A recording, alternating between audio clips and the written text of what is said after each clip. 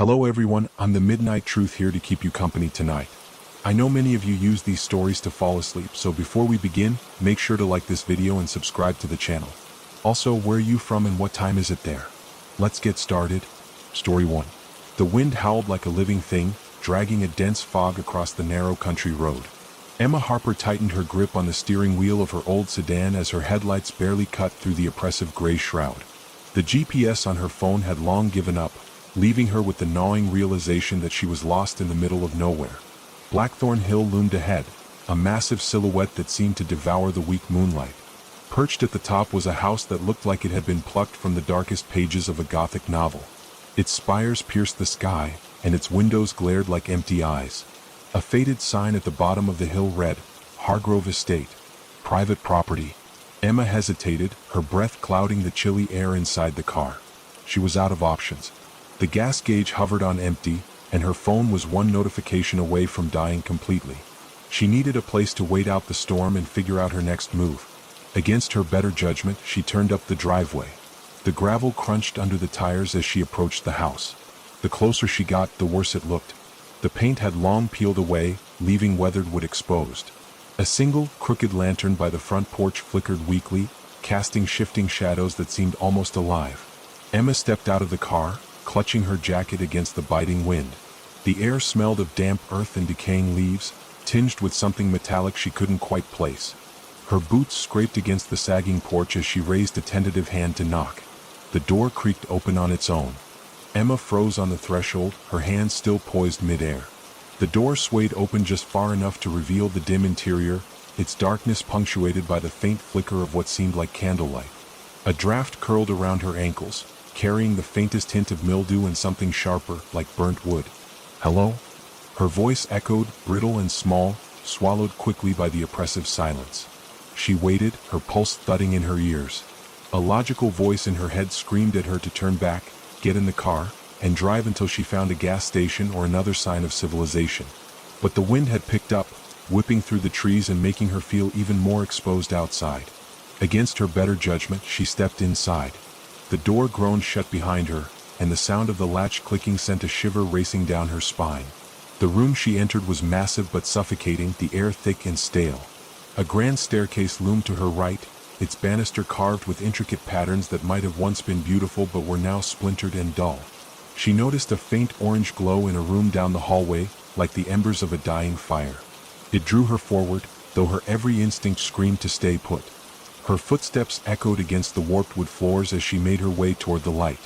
The faint smell of smoke grew stronger, mingling with an undertone of something sickly sweet. The room was a parlor, or what had once been one. A fireplace dominated the far wall, its hearth cold and lined with cobwebs, though the light she'd seen was clearly coming from here. Emma frowned, stepping closer. There was no fire, no candles, nothing to explain the glow that seemed to shimmer just out of reach, like heat waves rising off pavement. She turned, suddenly aware of the way the shadows seemed to press closer. Something scraped softly against the floor behind her. She whipped around, her breath catching in her throat.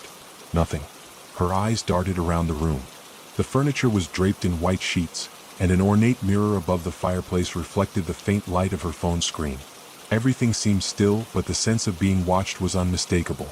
"Is someone here?" she called out, louder this time, her voice trembling. For a moment there was only silence.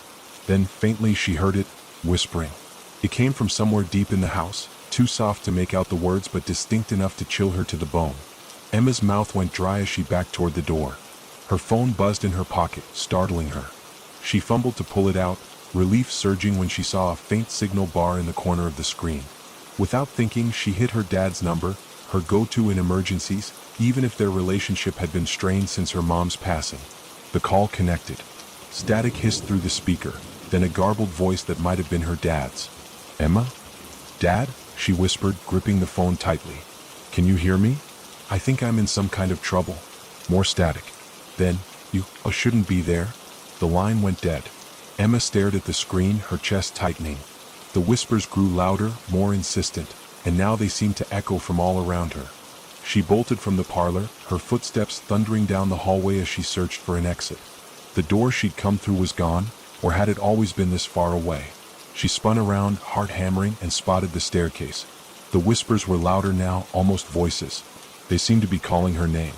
Emma took the stairs 2 at a time, her only thought to get to higher ground and find a window she could break if she had to. She burst onto the 2nd floor, where a long corridor stretched out before her, lined with doors on either side. Each door looked slightly ajar, as if inviting her inside. She took a hesitant step forward, glancing over her shoulder. Something moved at the base of the stairs, a shadow that didn't belong to her. It lingered for a moment, then disappeared into the darkness below. Emma swallowed hard and turned back to the hallway. Her feet moved on their own, carrying her toward the nearest door. She pushed it open cautiously and found what appeared to be a bedroom. The bed was neatly made, the heavy quilt tucked tight and smooth as though waiting for someone to return. A rocking chair sat by the window, its seat gently swaying though there was no breeze. On the nightstand she saw a photograph in a cracked silver frame. It was an old black and white portrait of a family, a man, woman, and 2 children, their faces somber and unsmiling. The longer she looked, the more she felt a strange familiarity, like she'd seen these faces before. Her stomach twisted as she realized the woman's face bore an uncanny resemblance to her own. Before she could process it, the whispers erupted into a cacophony. The sound seemed to come from everywhere at once, and Emma clutched her head, stumbling back into the hallway. The bedroom door slammed shut behind her with a force that rattled the walls. Panicking, she sprinted down the corridor, throwing doors open at random.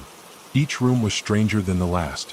One filled with child-sized mannequins arranged in a circle, another with walls covered in yellowed newspaper clippings about disappearances in the area. In one room, a single bulb flickered above an empty chair facing a blank wall, its seat stained with something dark. Finally, she reached the end of the hallway where a single door stood closed. Unlike the others, this one was pristine, its surface smooth and unblemished. Her hand shook as she reached for the doorknob, her breath shallow. The whispers had quieted, replaced by a low hum that vibrated in her chest. The door creaked open, revealing a circular room bathed in dim, unnatural light. In the center stood an old chest, its wood blackened and charred as if it had been through a fire. Symbols were carved into its surface, strange and angular, like nothing Emma had ever seen before. They seemed to writhe when she looked at them too long. Compelled by a force she couldn't explain, she stepped inside and knelt before the chest. Her fingers hovered over the latch, hesitant. A voice, clear and chilling, echoed in her mind, "Open it." The door slammed shut behind her and the room went pitch black. The darkness was absolute, pressing against Emma from all sides like a living thing. She groped blindly, her fingers brushing the rough wood of the chest. The voice that had commanded her to open it lingered in her mind, low and insistent, as though it had always been there, waiting for this moment. Her breathing came in shallow gasps as she pressed her ear to the lid, unsure why she did it, yet unable to resist. For a moment there was nothing, just silence so profound it seemed to seep into her bones. Then, faintly, she heard it, a rhythmic thudding like the slow, deliberate beat of a heart. Emma jerked back, her stomach twisting. The whisper she'd fled from had returned, coiling through her thoughts, indistinct yet unmistakably directed at her. She scrambled to her feet, fumbling for the door, but her hands found nothing but smooth, cold walls. The door was gone. "No, no, no," she whispered, her voice breaking. The chest pulsed faintly, casting a dull red glow that flickered like a dying ember. It lit the symbols etched into its surface, which now seemed to shift and twist, forming patterns Emma couldn't comprehend. Her mind screamed at her to leave it alone, but her body betrayed her, drawn toward the chest like a moth to a flame. Her trembling fingers brushed the latch. It was ice cold, and as soon as she touched it, a jolt shot up her arm. A memory surfaced, one she hadn't thought of in years. She was a child again, standing in her mother's bedroom, staring at an ornate jewelry box her mother had forbidden her to touch. The urge to open it had been overwhelming, and when she finally gave in, all she'd found inside was a lock of hair tied with a crimson ribbon. "Don't touch what isn't yours," her mother had scolded, her voice trembling. "Some things are better left closed." But now the compulsion was stronger, irresistible. With a deep breath, Emma gripped the latch and pulled. The chest opened with a low groan, and the room was flooded with light so bright it blinded her. She threw up her hands to shield her eyes, but the light wasn't just around her, it was inside her, piercing her thoughts, tearing through her memories. Images flashed before her in rapid succession. Her mother standing in the kitchen, her face shadowed and unreadable, a blood-stained handprint smeared across a window pane, a tall figure standing at the foot of her childhood bed, its face obscured by darkness. Then the light faded, leaving her gasping and on her knees. The chest was empty. No, not empty. The glow of the symbols intensified, casting writhing shadows across the walls. Emma realized with a sickening lurch that the symbols were no longer confined to the chest. They had spread, crawling across the floor and up the walls like living vines. The air grew heavy, and the rhythmic thudding she'd heard earlier now echoed in her chest, syncing with her own heartbeat. She stumbled back, her foot catching on something soft. She looked down and stifled a scream. The floorboards had splintered, revealing patches of what looked like raw, pulsating flesh beneath. The whispers returned, louder and more distinct now. They spoke her name over and over until it became a chant. Emma clapped her hands over her ears, but it didn't help. The voices were inside her head, drilling into her mind. She turned to the walls, desperate for an exit, and froze. Faces were emerging from the shadows, their features distorted and agonized. They pressed against the walls as though trying to break through, their mouths moving in silent screams. "Let us out," a voice rasped clearer than the others. Emma's knees buckled and she sank to the floor, tears streaming down her face. "What do you want from me?" she whispered, her voice barely audible. The room grew impossibly cold, and a figure began to materialize before her. It was tall and skeletal, draped in tattered black cloth that seemed to writhe like smoke. Its face was a void, an absence that made Emma's eyes water to look at. "You open the door," it said, its voice a low rumble that shook the floor. Emma tried to back away, but her hands sank into the fleshy ground, which pulsed and squirmed beneath her touch. "I didn't mean to," she cried. The figure tilted its head as if considering her words. "It does not matter. The door is open and you are the key. I don't understand." "You will?" The figure extended a bony hand, its fingers impossibly long and tipped with jagged claws. Emma flinched as it reached toward her chest, but instead of pain she felt a sudden, overwhelming warmth. Her vision blurred, and when it cleared, she was no longer in the room. She was standing in the middle of a forest, the air thick with fog.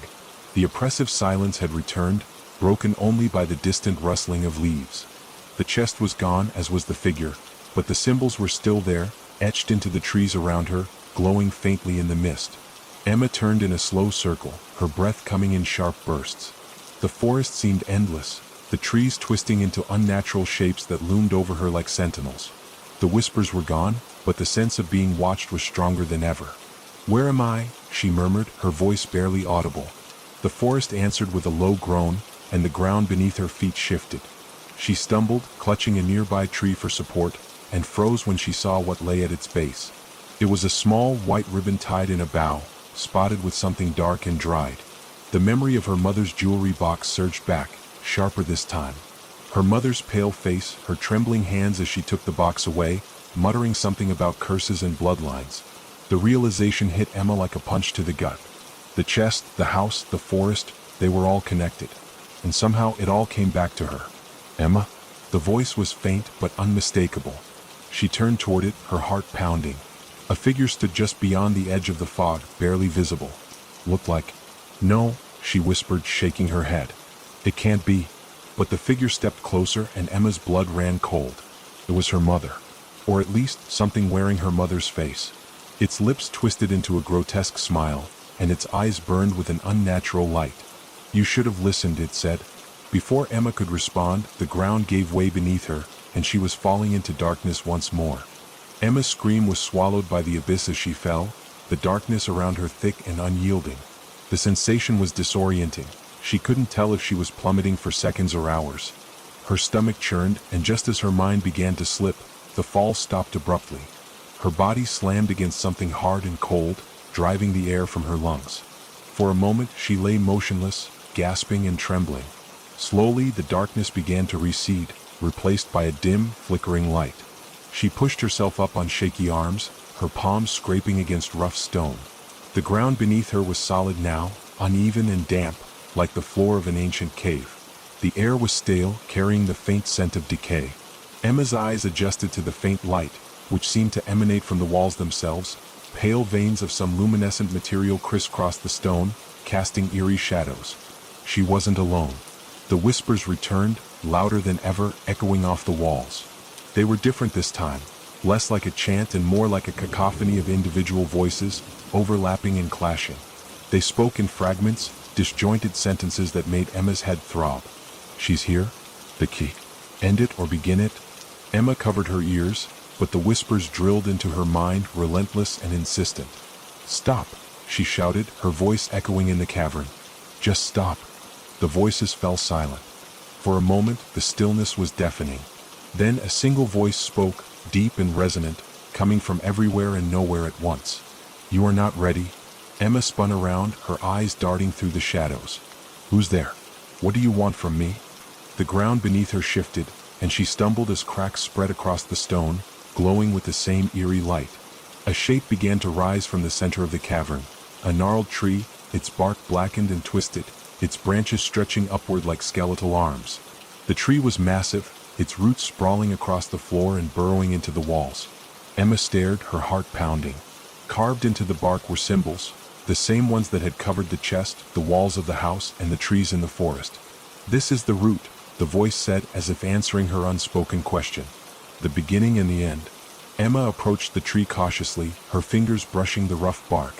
The symbols seemed to pulse beneath her touch, and for a brief moment she felt a surge of warmth, a memory. She was a child again, playing in her grandmother's garden, the scent of lavender thick in the air. Her grandmother had always warned her to stay away from the old oak at the edge of the property. Some roots run too deep, her grandmother had said, her voice tinged with fear. They hold things that should never be unearthed. Emma pulled her hand back as if burned, her breathing quick and shallow. What is this place? She whispered.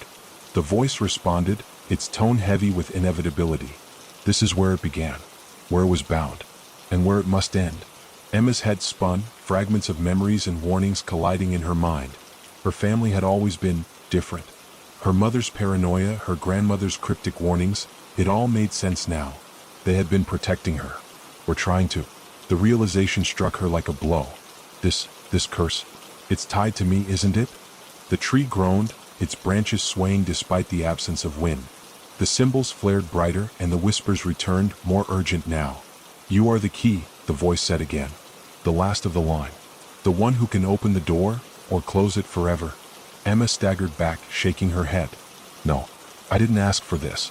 I don't want any of this. The ground trembled and a low growl reverberated through the cavern. The tree's roots shifted, revealing a gaping hole at its base. From the darkness within, something began to emerge. At first, it was just a shadow, amorphous and writhing. But as it slithered closer, it took form, a towering figure, its body a grotesque amalgamation of twisted flesh and bone. Its face was a hollow void, its presence radiating pure malice. Emma's instincts screamed at her to run, but her feet were rooted to the spot. The creature loomed over her, its empty face tilting as if to study her. Then it spoke, its voice a guttural rasp that scraped against her mind. You cannot run, it said. You cannot hide. You are bound to this as I am. What are you? Emma managed to choke out, her voice trembling. I am what your bloodline sought to bury. The hunger that grows with every generation. The price of power. Emma shook her head, tears streaming down her face. I don't want power. I just want to go home. The creature let out a low, rumbling laugh. There is no home for you now. Only the choice. What choice? The creature gestured to the tree, its twisted branches seeming to reach for her. To seal me forever, you must bind yourself to this place. Become its guardian, as your ancestors were meant to be. Or what? Or you let me free. The cavern seemed to shrink around her, the walls pressing in, the air growing thick. Emma's mind raced. She couldn't stay here forever, but the thought of unleashing the creature on the world was unthinkable. There has to be another way, she said, her voice barely above a whisper. The creature leaned closer, its presence overwhelming. There is no other way. Choose. Emma's legs gave out and she sank to her knees, her hands clutching her head. The whispers surged, the symbols on the tree blazing like fire. Her thoughts fragmented, her will crumbling under the weight of the decision. Then, through the chaos, a single memory surfaced, a fragment of her grandmother's voice, soft yet firm. Sometimes the strongest chains are forged not from iron, but from love. Emma's eyes snapped open, and she looked at the tree, at the symbols that pulsed with life. She didn't understand what the memory meant, but it gave her a sliver of hope. I'll find another way, she said, her voice steady despite the terror clawing at her chest. I won't let you win. The creature let out a deafening roar, its form shifting and writhing as it lunged for her. The cavern erupted in chaos, the ground splitting, the walls collapsing. Emma closed her eyes and braced herself, the creature's roar echoing in her ears. When she opened them, she was somewhere else entirely. Emma blinked against the sudden light, her heart pounding as she took in her surroundings. She was no longer in the cavern, nor in the depths of the forest. Instead, she found herself standing in the middle of a decrepit house, a place she didn't recognize but felt unsettlingly familiar. The air was heavy, carrying the stale scent of mildew and rot. The wallpaper hung in tattered strips, and the wooden floor beneath her feet groaned with every subtle shift of weight. Dim light filtered through grime-covered windows, casting fractured patterns on the walls. Emma's first instinct was to run, to escape this nightmare once and for all, but the house felt alive, like it was watching her, waiting for her next move. Something deep inside her whispered that there was no escape, not yet. She stepped forward cautiously, her shoes crunching against shattered glass. A faint sound reached her ears, barely perceptible at first, a rhythmic creak like the groaning of a rocking chair.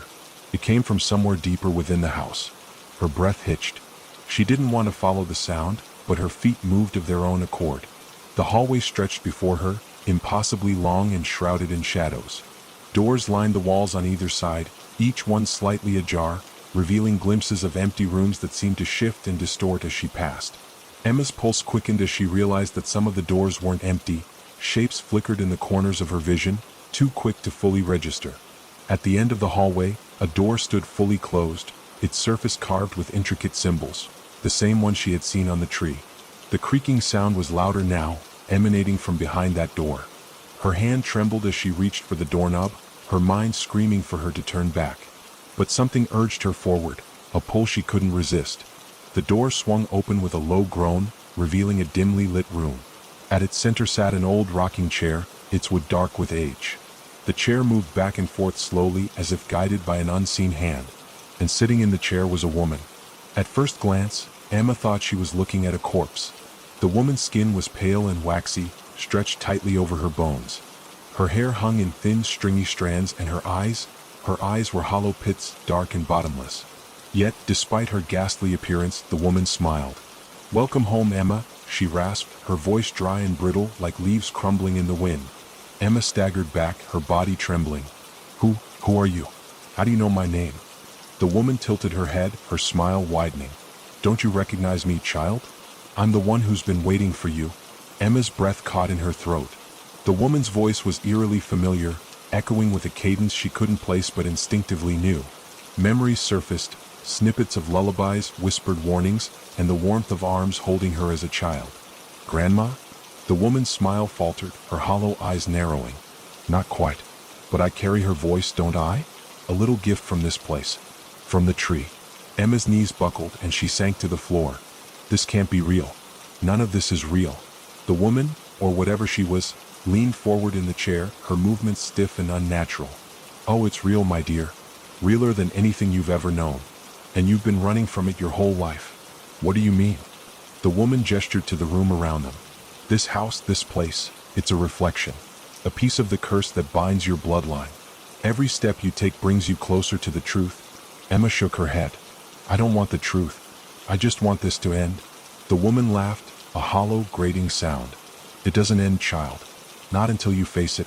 Not until you understand what your family did, and what you must do to set it right." The rocking chair creaked as she leaned back, her bony fingers gripping the armrests. "But beware. The truth is a heavy burden, and it may break you before you can carry it." The room began to spin, the walls warping and shifting. Emma clutched her head, her vision blurring as the woman's voice echoed around her. "Follow the roots," the voice said. "Follow them to the heart of the house. That's where you'll find the answers."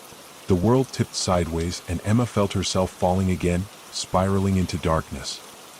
When she opened her eyes, she was lying on the floor of another room. This one was smaller, the air colder, the light dimmer. She pushed herself up, her body aching. The walls were covered in faded photographs, their images distorted and unclear. She approached one of the photographs, squinting to make out the details. Her breath caught when she realized it was a picture of her mother, younger but unmistakable. In the photo, her mother stood in front of the very house Emma was now in, her expression blank and unreadable. Beneath the photo was a caption written in shaky, uneven letters: "Bound by blood. Bound by choice." Emma turned to the next photo, then the next. Each one was of a different family member: her grandmother, her great-uncle, even her younger cousin. all posed in front of the same house, their faces eerily devoid of emotion. "This is my family's legacy," Emma whispered, her voice trembling. A sound behind her made her spin around. The door to the room creaked open, revealing another long hallway. This one was darker, the walls covered in tangled vines that seemed to pulse with a faint, sickly light. Emma stepped into the hallway, her heart racing. The vines snaked along the walls and ceiling, their roots burrowing into the floor. They seemed to guide her, pulling her deeper into the house. As she walked, the whispers returned, louder and more insistent. They weren't coming from the walls this time, they were inside her head, a cacophony of voices clamoring for attention. "Break the cycle. Seal the door. Free me." Emma pressed her hands to her ears, but it was no use. The voices grew louder, merging into a single, overwhelming command. "Choose." She stumbled into a large, circular room. At its center was a gaping hole in the floor, from which the vines emerged, twisting and writhing like living things. The edges of the hole were lined with symbols, glowing faintly. Emma approached cautiously, peering into the darkness below. The air was heavy, thick with an unnatural energy that made her skin crawl. This was it, the heart of the house. The place where it all began. But what was she supposed to do? Before she could think, the ground beneath her shifted, and a familiar, guttural voice rose from the darkness. "You cannot escape me, Emma," the creature growled. "Your blood binds us. Your choices define us. And now you will decide." The room trembled, and Emma felt the weight of the curse pressing down on her. She clenched her fists, her resolve hardening. "I'll find a way," she said aloud, her voice steady despite her fear. "I won't let you win." The creature's laughter echoed in the chamber, dark and mocking. "We'll see." The symbols around the hole flared to life, bathing the room in an eerie glow. Emma took a deep breath and stepped closer, ready to confront whatever lay ahead. Emma stood at the edge of the gaping hole, her breath shallow, her heart pounding like a war drum. The faint glow of the symbols flickered, casting strange shadows across the room. The vines writhed and twisted, as though alive, pulling at the edges of the chasm and whispering secrets only they understood. The abyss seemed endless, a void that swallowed sound and light alike. The air above it was thick and cold, as if the hole itself was breathing, exhaling despair and inhaling hope. Emma felt the pull, a deep gravitational force, both physical and emotional, urging her forward. For a moment she hesitated. The weight of her situation pressed down on her chest. This wasn't just about her anymore. It was about her family, their sins, and the dark curse that tied them to this place. Her choices could either break the cycle or bind her to the same fate that had claimed them. Taking a deep breath, she stepped closer to the edge. Her reflection wavered in the darkness below. Not just her current self, but distorted, shifting images of her as a child, as a teenager, as an older woman.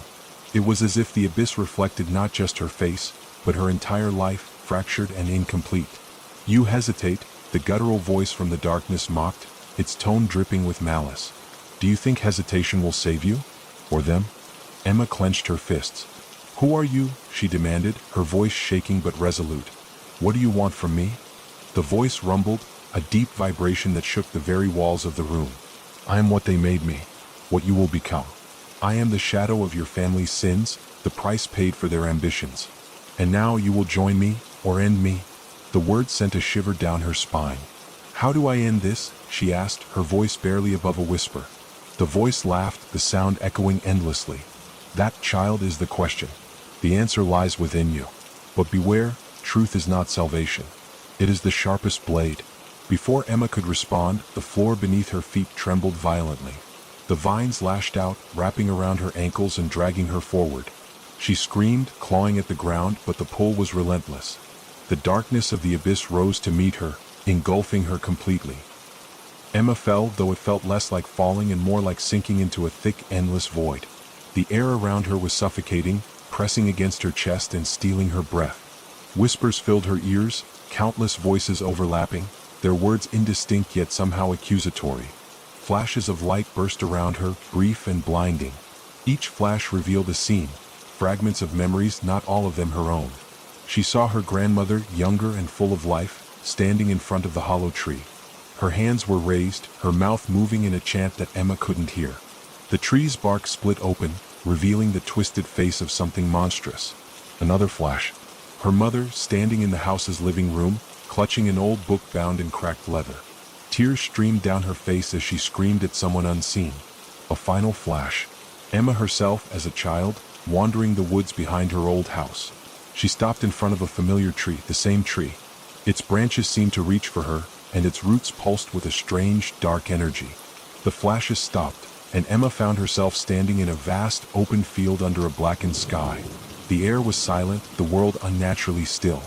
In the distance, she saw the tree, its twisted branches silhouetted against the horizon. She felt an overwhelming urge to approach it, though every fiber of her being screamed to turn back. The ground beneath her feet was soft, like walking on ash.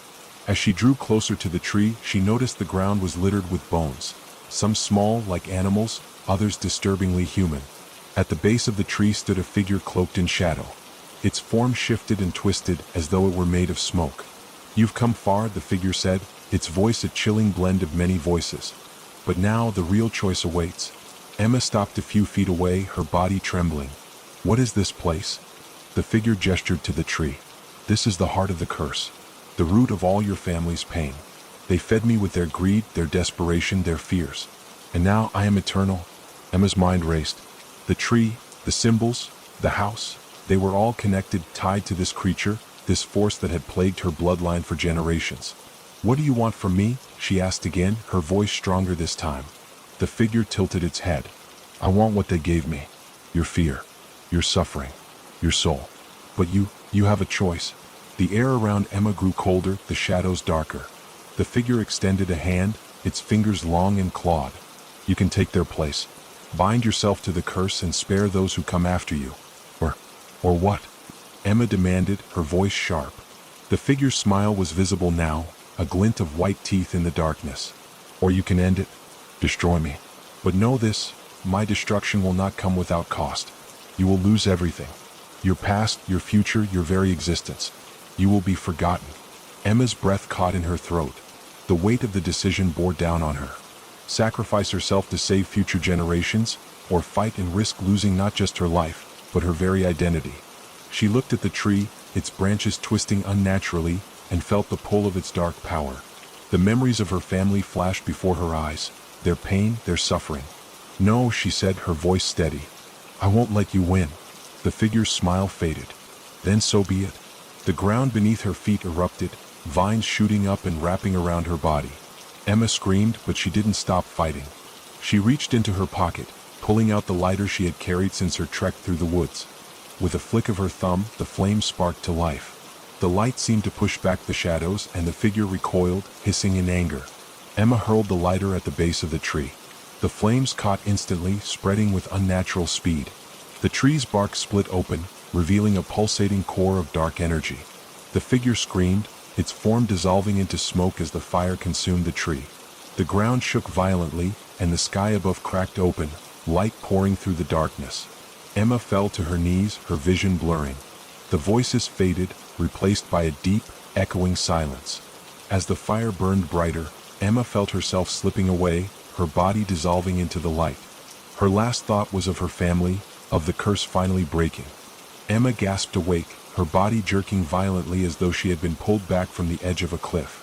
She lay on the cold, hard ground, her lungs struggling to draw in air. The first thing she noticed was the silence. The oppressive, malevolent hum that had plagued her since entering the house was gone, replaced by an eerie stillness. Slowly, she pushed herself up, her limbs trembling as though she had run a marathon. She was no longer in the field beneath the blackened sky, nor in the abyss where the shadowy figure had confronted her. She was back in the house, or at least what was left of it. The living room was unrecognizable. The walls were scorched black, the furniture reduced to ash. The once glowing symbols that had pulsed with ominous energy were now faint scars, barely visible on the charred wood. The air smelled of burnt wood and something metallic like blood. Emma staggered to her feet, her mind racing to piece together what had just happened. The fire, the tree, the shadowy figure, it all felt like a dream, yet the ache in her body and the soot on her hands told her otherwise. Had she done it? Had she broken the curse? Her thoughts were interrupted by a faint sound, a soft, rhythmic tapping. She froze, her heart leaping into her throat. The tapping grew louder, more insistent, echoing through the gutted remains of the house. It seemed to come from everywhere at once, surrounding her. "Hello?" she called out, her voice hoarse and uncertain. The tapping stopped. The silence that followed was deafening, pressing down on her like a physical weight. Emma held her breath, every muscle in her body tense. And then a voice. "You think it's over?" The words sent a chill down her spine. It wasn't the guttural, multi-tone voice of the shadowy figure, but something else, something softer, almost familiar. Emma turned slowly, her eyes scanning the room. She saw nothing but shadows and ash, yet the feeling of being watched was undeniable. "You burned the tree," the voice continued, its tone mocking. "But fire doesn't destroy roots. It only spreads the seeds." Emma's stomach twisted. "Who are you?" she demanded, her voice trembling. "What do you want?" The voice laughed, a sound that was both childlike and sinister. "You freed me, Emma. And now I'm everywhere." The shadows in the room began to shift, coalescing into a shape, a figure that was neither solid nor smoke, but something in between. It stood just a few feet away, its form flickering like a flame. Emma backed away, her hands searching for something, anything she could use as a weapon. Her fingers closed around a jagged piece of wood, likely a fragment of the burnt furniture. She held it out in front of her like a talisman. "Stay back," she warned, though her voice lacked conviction. The figure tilted its head, its form flickering with amusement. "Do you think that will stop me? I'm not bound to a tree or a place. I am bound to you." The words hit her like a punch to the gut. "No," she whispered, shaking her head. "I ended it. I destroyed you." The figure took a step closer, its movements slow and deliberate. "You ended nothing. You only passed the torch. The curse isn't tied to a place, Emma. It's tied to your blood, to your family. You cannot burn what runs through your veins." Emma's knees buckled and she sank to the floor. The jagged piece of wood fell from her hands, clattering onto the scorched ground. Her mind raced, replaying the events of the last few hours, searching for some clue, some detail she had missed. There had to be a way to end this. There had to be. "You can't fight it," the figure said, its voice softening into a whisper. "The more you resist, the stronger I become. Accept it, Emma. Embrace it, and I will grant you power beyond your imagination." The offer hung in the air like a poisoned apple, tempting yet repulsive. Emma clenched her fists, her nails digging into her palms. She had seen what this curse had done to her family, how it had twisted them, consumed them. She couldn't let it win. "I'll never accept you," she said through gritted teeth, her voice barely above a whisper. The figure chuckled, its form flickering. "We'll see." Over the next few hours, or was it days? Emma wandered the ruins of the house, searching for answers. The shadows followed her everywhere, whispering, taunting, reminding her that she was never truly alone. She found the remnants of her grandmother's journal, charred but still legible in places. The pages spoke of rituals and sacrifices, of deals made in desperation and regret. Her grandmother had known about the curse, had tried to contain it, but in the end, she had only fed it. Emma's hands trembled as she read the final entry. Asterisk, "The only way to end the curse is to sever the bloodline. But I cannot do it. I cannot harm my own kin. Perhaps the next generation will have the strength that I do not." Asterisk. Her breath caught in her throat. Sever the bloodline. The words echoed in her mind, their meaning clear yet horrifying. Was this what it had all come down to? Was this the choice her grandmother had spoken of, the price of freedom? The tapping returned that night, louder and more insistent. Emma sat in the middle of the living room, clutching the jagged piece of wood like a lifeline. The shadows around her danced and writhed, their whispers growing louder. "You know what you have to do," the voice said, softer now, almost gentle. "End it, Emma. End the suffering. End the pain." Tears streamed down her face as she looked at the piece of wood in her hands. It wasn't just a weapon, it was a choice. A final, irreversible choice. But could she do it? Could she pay the ultimate price to save future generations? The shadows crept closer, their whispers turning into a deafening roar. The figure emerged once more, standing over her, its form towering and oppressive. "Choose," it commanded, its voice reverberating through her very soul. Emma closed her eyes, her mind filled with memories of her family, their laughter, their love, their pain. She thought of the generations yet to come, of the chance to free them from this curse. When she opened her eyes, her grip on the jagged wood tightened. "I choose freedom," she said, her voice steady. The figure lunged toward her, its form exploding into a mass of shadows. Emma screamed, raising the piece of wood.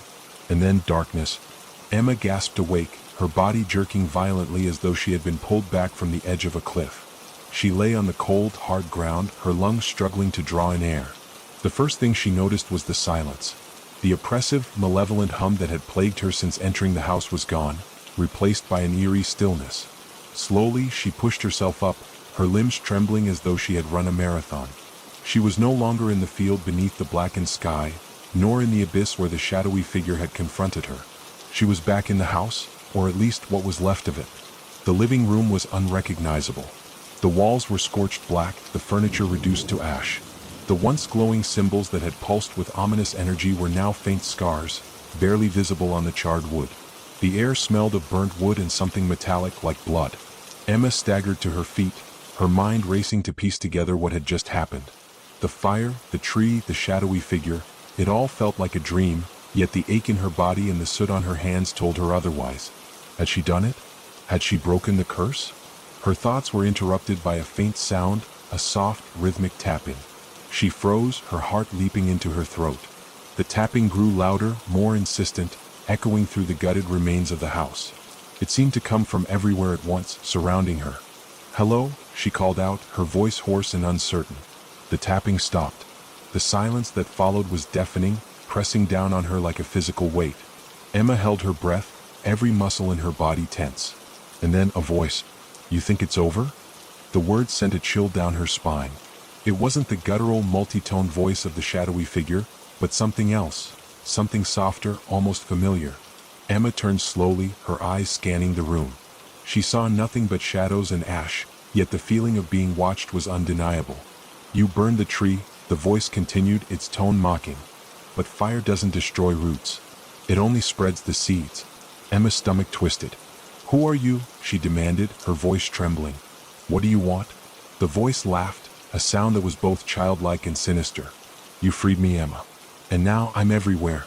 The shadows in the room began to shift, coalescing into a shape, a figure that was neither solid nor smoke, but something in between. It stood just a few feet away, its form flickering like a flame. Emma backed away, her hands searching for something, anything she could use as a weapon.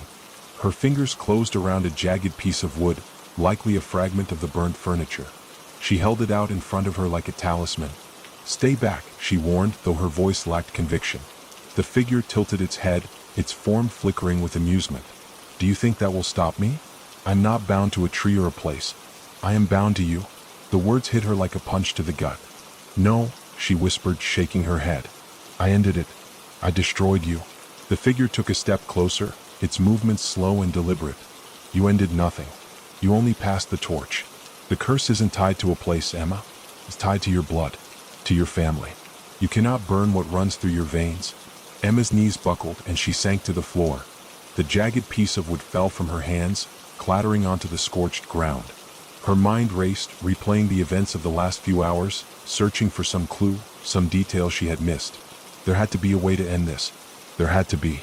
"You can't fight it," the figure said, its voice softening into a whisper. "The more you resist, the stronger I become. Accept it, Emma.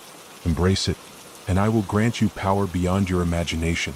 The offer hung in the air like a poisoned apple, tempting yet repulsive. Emma clenched her fists, her nails digging into her palms.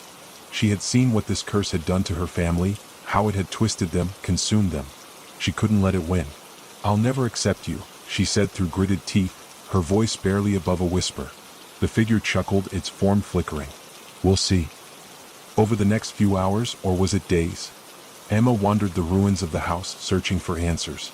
The shadows followed her everywhere, whispering, taunting, reminding her that she was never truly alone. She found the remnants of her grandmother's journal, charred but still legible in places. The pages spoke of rituals and sacrifices, of deals made in desperation and regret. Her grandmother had known about the curse, had tried to contain it, but in the end, she had only fed it. Emma's hands trembled as she read the final entry. Asterisk, "The only way to end the curse is to sever the bloodline. But I cannot do it. I cannot harm my own kin. Perhaps the next generation will have the strength that I do not." Asterisk. Her breath caught in her throat. Sever the bloodline. The words echoed in her mind, their meaning clear yet horrifying. Was this what it had all come down to? Was this the choice her grandmother had spoken of, the price of freedom? The tapping returned that night, louder and more insistent. Emma sat in the middle of the living room, clutching the jagged piece of wood like a lifeline. The shadows around her danced and writhed, their whispers growing louder. "You know what you have to do," the voice said, softer now, almost gentle. "End it, Emma. End the suffering. End the pain. Tears streamed down her face as she looked at the piece of wood in her hands. It wasn't just a weapon, it was a choice. A final, irreversible choice. But could she do it? Could she pay the ultimate price to save future generations? The shadows crept closer, their whispers turning into a deafening roar. The figure emerged once more, standing over her, its form towering and oppressive. "Choose," it commanded, its voice reverberating through her very soul. Emma closed her eyes, her mind filled with memories of her family, their laughter, their love, their pain. She thought of the generations yet to come, of the chance to free them from this curse. When she opened her eyes, her grip on the jagged wood tightened. "I choose freedom," she said, her voice steady. The figure lunged toward her, its form exploding into a mass of shadows. Emma screamed, raising the piece of wood. And then darkness. Emma's scream echoed through the empty, charred remains of the house, but it was swallowed by the suffocating silence that followed. The darkness pressed in, thick and heavy like a living thing. She stood in the middle of the room, her breath shallow, her heart hammering in her chest. The jagged piece of wood in her hand trembled, its once sharp edges now smooth, as though the very act of her holding it had transformed it. The air was still, too still. She strained her ears, waiting for some sign that the malevolent force had been defeated, that the curse had been lifted. But nothing came. She blinked, wiping the sweat from her brow. She was still alive, but what had happened to the shadowy figure? Had it been vanquished, or was it merely biding its time, waiting for her to falter? Her gaze flickered to the door at the far end of the room. The faintest movement caught her eye, a shadow shifting in the dim light. She tensed, stepping backward. The floor creaked beneath her, but the sound seemed distant, muffled, as though the house itself was holding its breath. Suddenly, the walls groaned, low and unsettling, as if the very bones of the house were shifting. Emma's pulse quickened as the air around her grew colder. She wasn't alone. She could feel it, like a presence lurking just behind her, watching, waiting. The walls trembled again, this time more violently. The room seemed to grow smaller, the corners closing in, the floor tilting as though gravity itself had bent.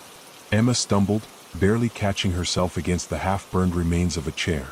What's happening? Her mind raced. The house, it's alive. The air grew denser, thick with the weight of something ancient and malevolent. It was as if the house had been built not with wood and nails, but with curses and blood. The feeling of being trapped, of being in the belly of some monstrous thing, was overwhelming. Emma's breath came in short gasps as she looked desperately for a way out. The floor shifted again. The walls creaked, groaned, and began to move, not in a natural way but in a way that defied logic, as though they were being manipulated by unseen hands. The house wasn't just a structure anymore. It was alive, shifting and changing, pulsating with dark energy. And then the voice. "You cannot escape." The words were soft, but they penetrated Emma's mind like a knife through paper, sharp and insistent. She spun around, heart racing, but saw nothing. The air was thick with a stifling, oppressive pressure, as though the house itself was drawing her closer into its depths. "No, no," Emma whispered, backing toward the door. "This isn't real." But it felt real, too real. The walls moved again, bending inward with a sickening crack, the floor splintering beneath her feet. The room was no longer the same. It was twisting, contorting, changing shape.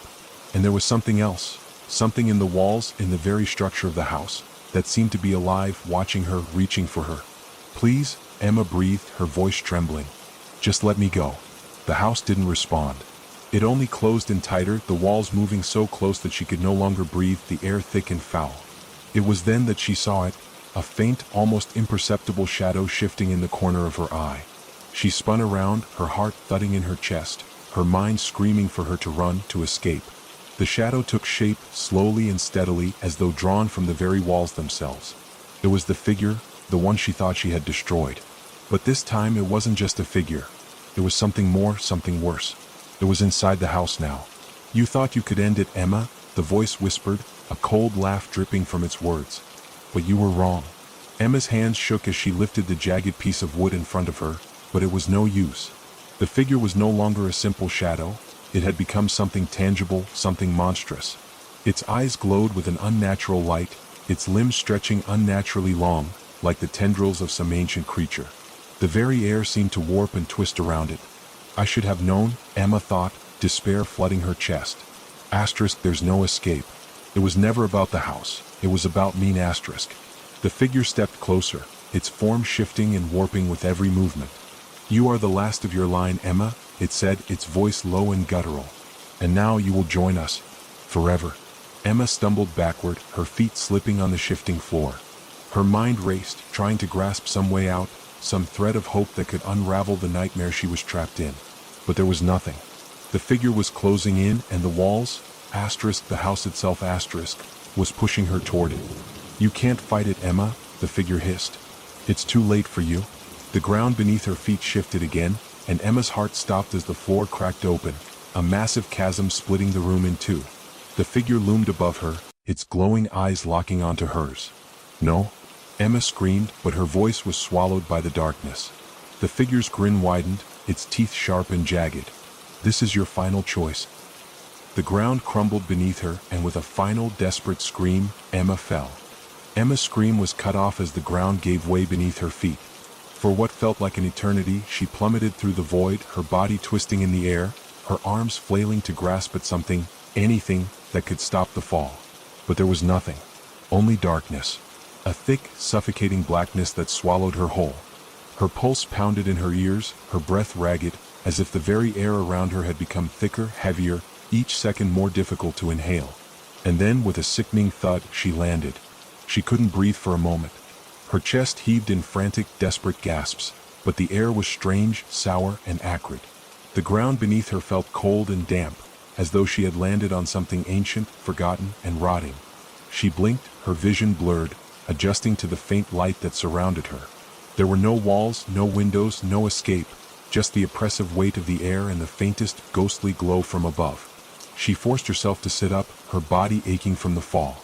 As she did, a sharp, metallic scent hit her, making her gag. It was the smell of decay, of something long dead. She looked around, her eyes scanning the dark expanse. There was no sound, no footsteps, no whispers. Just an eerie silence that seemed to press against her, wrapping her in its suffocating embrace. Emma's heart pounded in her chest, each beat a reminder of her fragility, of how utterly helpless she was in this forsaken place. She had no idea where she was, no sense of direction, and no clear way back. All she knew was that she had been thrown into the depths of something much worse than she had ever imagined. The walls of the place, if they could even be called walls, were jagged and irregular, resembling broken stone and twisted roots. The ground beneath her was uneven, soft in places, hard in others, as if it had been worn down over centuries by something far beyond her understanding. But there was one thing that chilled her to the bone.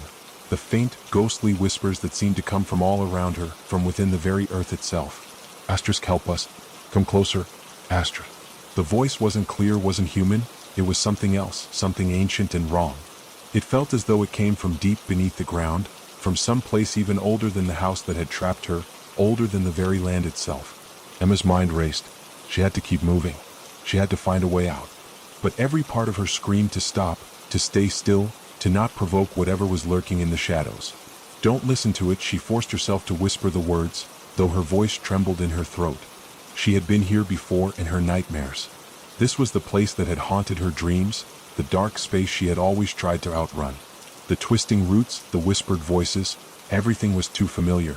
The whispers grew louder now, more insistent. "Asterisk, come closer, Emma, asterisk." Her heart thudded harder in her chest. She stood up shakily, looking around for any sign of light or escape. She couldn't hear her footsteps in the damp silence. The ground absorbed all sound as if the very air was trying to swallow her whole. But then she saw it. In the distance, a faint flicker of light. A soft, wavering glow that seemed to call to her, beckon her forward. Without thinking, Emma moved toward it. Her feet stumbled as she hurried, her mind torn between fear and curiosity. "What is that?" she thought, her heart racing. As she moved closer, the glow began to take shape. At first, she thought it was a reflection, a trick of the light, but as she neared, she realized it wasn't light at all, it was fire. The flickering flames were strange, ethereal, and unnatural, floating in midair as if held by an invisible force. It was a fire that didn't belong here, in this cold, forsaken place. And standing in the middle of the flames was a figure. Emma froze. Her breath caught in her throat, her eyes widening with terror. The figure was tall, almost skeletal, draped in tattered robes that seemed to merge with the shadows around it. Its face was obscured by a hood, but she could feel its gaze upon her, could feel the weight of its eyes burning into her soul.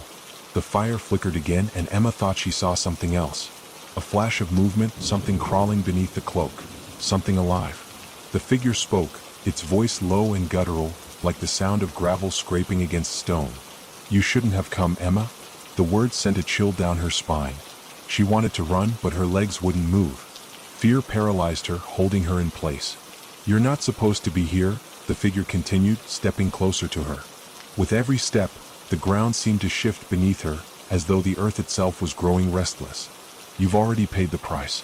Now there is no turning back." Emma's pulse thundered in her ears. "What do you want from me?" she whispered, her voice trembling. The figure reached out, its long fingers stretching unnaturally far, the air around it warping with every movement. "I want you to understand," it said, its voice now a sickening whisper that seemed to come from every direction. "I want you to understand why this must end." The flames flared, casting grotesque shadows on the jagged walls. Emma's eyes widened as she saw the shadows move, crawling toward her like hungry insects. She took a step back, but the ground gave way beneath her again, and she tumbled into the darkness below. Emma's fall felt endless. The darkness swallowed her whole, but in that fleeting moment of free fall, her mind screamed for answers she couldn't comprehend. She crashed into something soft yet solid, her body jolting with the impact. Pain radiated through her limbs, but she could barely focus on it. She needed to get up, to move, to escape. The world around her was still, suffocatingly quiet, and the shadows, though faint, seemed to stretch and twist in the dark corners of her vision. She forced herself to her knees, her hands scraping against the cold, uneven ground. The air was thick, too thick, and it clung to her skin like oil. The stench of rot and decay was even stronger here, overwhelming her senses. But beneath the overpowering stench there was something else. A faint, metallic taste lingered on her tongue, a taste of blood. She swallowed hard and tried to steady her breathing. Her legs shook as she pushed herself up, stumbling to her feet. The darkness was almost suffocating, but there, ahead of her, was a soft glow, barely perceptible, like a distant candle burning in a cavern. "Where am I?" Her thoughts felt scattered, fragmented. She had to move toward the light. Whatever it was the only thing that might offer her some hope. Her feet scraped across the stone floor as she moved forward, the sound of her footsteps oddly muted in the thick air. The glow seemed to beckon her forward, drawing her in like a moth to a flame. She felt a pull, an urge to move faster, and though every instinct screamed for her to stop, she couldn't. She had to know what it was. She had to understand what was happening to her. As she neared the light, it became clearer. It wasn't a flame. It was something else. At the center of the glow stood an altar. The stone slab was covered in ancient symbols, carved deep into its surface. They were unfamiliar to her, twisted like something from a forgotten language. The symbols pulsed faintly as if alive, their lines shifting ever so slightly. The air around the altar felt charged with energy, dark energy, and as Emma took a step closer, she felt it, like a whisper at the back of her mind, calling to her, demanding her attention. Her heart began to race again. There was something deeply wrong here. She stepped forward, reaching a trembling hand toward the symbols. The moment her fingers brushed against the cold stone, a jolt of pain shot up her arm, and she yanked it back instinctively. The glow around the altar flickered, and for a brief moment she saw them. Faces, twisted and disfigured, trapped within the stone, their eyes wide in eternal terror. They were people. They looked like people who had been long dead, their forms faded and barely visible, as if their very souls were trapped in the stone. Emma gasped, taking a step back. Her pulse thundered in her ears as the sight before her swam in and out of focus. "Why?" she whispered to herself. "What does this mean?" Suddenly, a voice echoed in the silence. It wasn't from the altar. It wasn't from anyone in the room. It was everywhere. "You think you can leave, but you cannot." Emma froze. She knew that voice. She knew it deep in her bones, though she could not remember from where. The figure. The shadow. The one who had been chasing her. "You should never have come here, Emma," the voice continued, its tone full of malice. "You were born to be a part of this, just like them." Them? Emma thought, her heart plummeting. Her mind screamed to deny it, to resist it, but the truth was creeping in. The faces in the altar, they were like her. No, they were her. Her hand trembled as she reached for her chest, feeling her heartbeat like a drum against her ribs. She couldn't breathe. The air was closing in again, the walls pressing on her, and she could feel the pulse of the altar, beating like the rhythm of a dark heart. The figures in the stone seemed to shift, their faces contorting in anguish as their eyes locked onto hers. "You are just like them," the voice said again, now in her ear, its breath hot and foul. "You are one of the lost." Emma staggered back, her breath ragged. She had no idea what was happening, no idea what this place was or what it wanted from her. But it was all becoming clear, too clear. She was part of something ancient, something awful. She could feel the pull now, the undeniable force pulling her toward the altar, toward the stone that held the trapped souls. "You belong here, Emma," the voice hissed. "We are your family.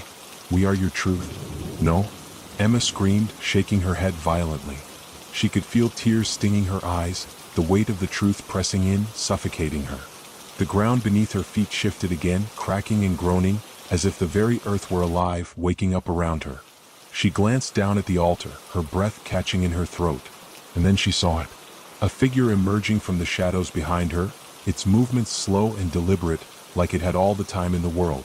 Its form was cloaked in shadow, its face hidden in darkness, but its eyes, they burned with an unnatural, otherworldly light. It was the figure from the house, the one she had fought, the one she thought she had destroyed. "No?"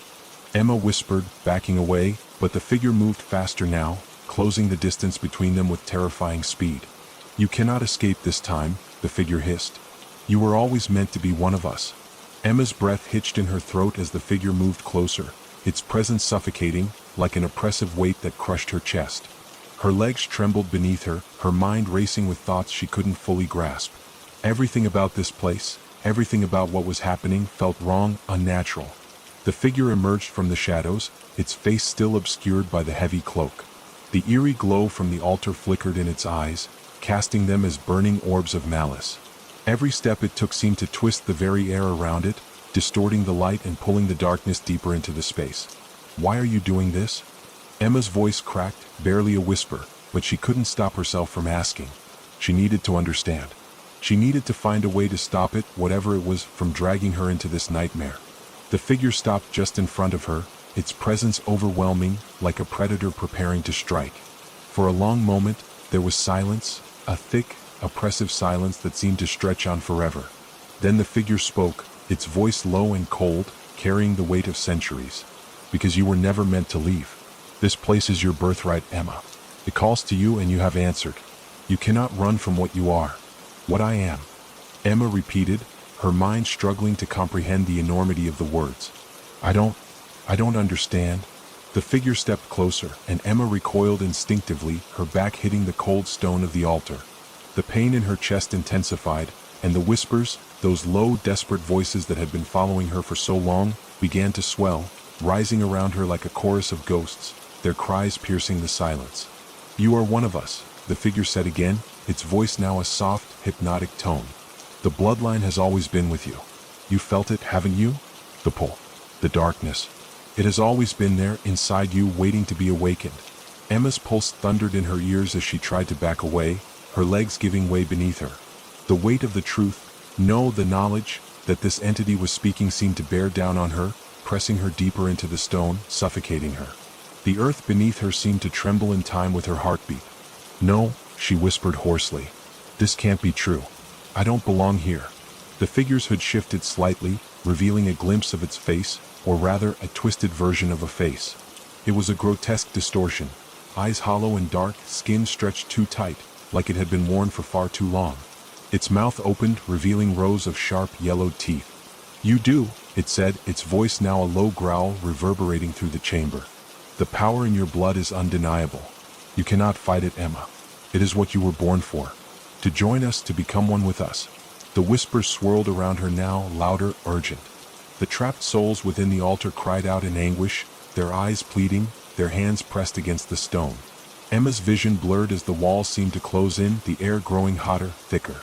Her head spun with the weight of the revelation. She could feel it now too, something deep inside her, something dark and cold, tugging at her, pulling her toward the altar. It was like a black hole, drawing her in, erasing everything in its path. "No," she thought fiercely, her breath coming in ragged gasps. "Asterisk, I won't let it happen. I won't become like them, asterisk." With a desperate, defiant cry, Emma pushed against the stone altar, her hands trembling as she fought to stand, to pull herself away from the power that threatened to consume her. She had to fight it. She had to. The figure watched her with cold amusement, its glowing eyes burning brighter as Emma struggled. "It's too late. You can't escape what you are, Emma. We've waited for this moment for so long." In a sudden burst of strength, Emma turned, her eyes scanning the room for anything that could help her. She spotted it, an iron rod half buried in the ground near the altar. Her heart raced as she lunged toward it, grabbing it with trembling hands. The moment her fingers closed around the cold metal, a shock of energy surged through her, coursing through her veins like fire. She cried out in pain as the force of the dark power coursing through the room collided with her, trying to rip the rod from her hands, to break her resolve. But she held on. With a roar, she swung the rod at the figure, the force of the strike carrying every ounce of desperation, of fury that she had left. The figure staggered back, its form flickering as if it were made of smoke. It let out a guttural hiss, a scream that reverberated through the walls. "You think this will stop me?" it sneered. "You can't stop what's coming. You're already ours." But Emma didn't stop. She couldn't stop. She swung the rod again, her vision clouded with fury, with fear. The rod crashed into the figure with a sickening sound, and for a brief moment, the thing seemed to flicker out of existence. But Emma knew better than to believe it was over. The air was still thick with darkness, with the weight of the curse that had been placed upon this land. The ground beneath her feet seemed to shift, to breathe as if the earth itself were alive, aware of her resistance. And then, from the shadows, the whispers began again.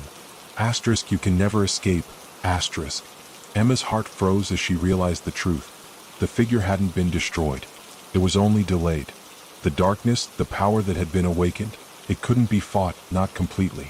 The figure wasn't the true enemy. The land itself was. And she was still trapped here. Story 1. The air in the woods was thick with fog, clinging to the trees like a shroud.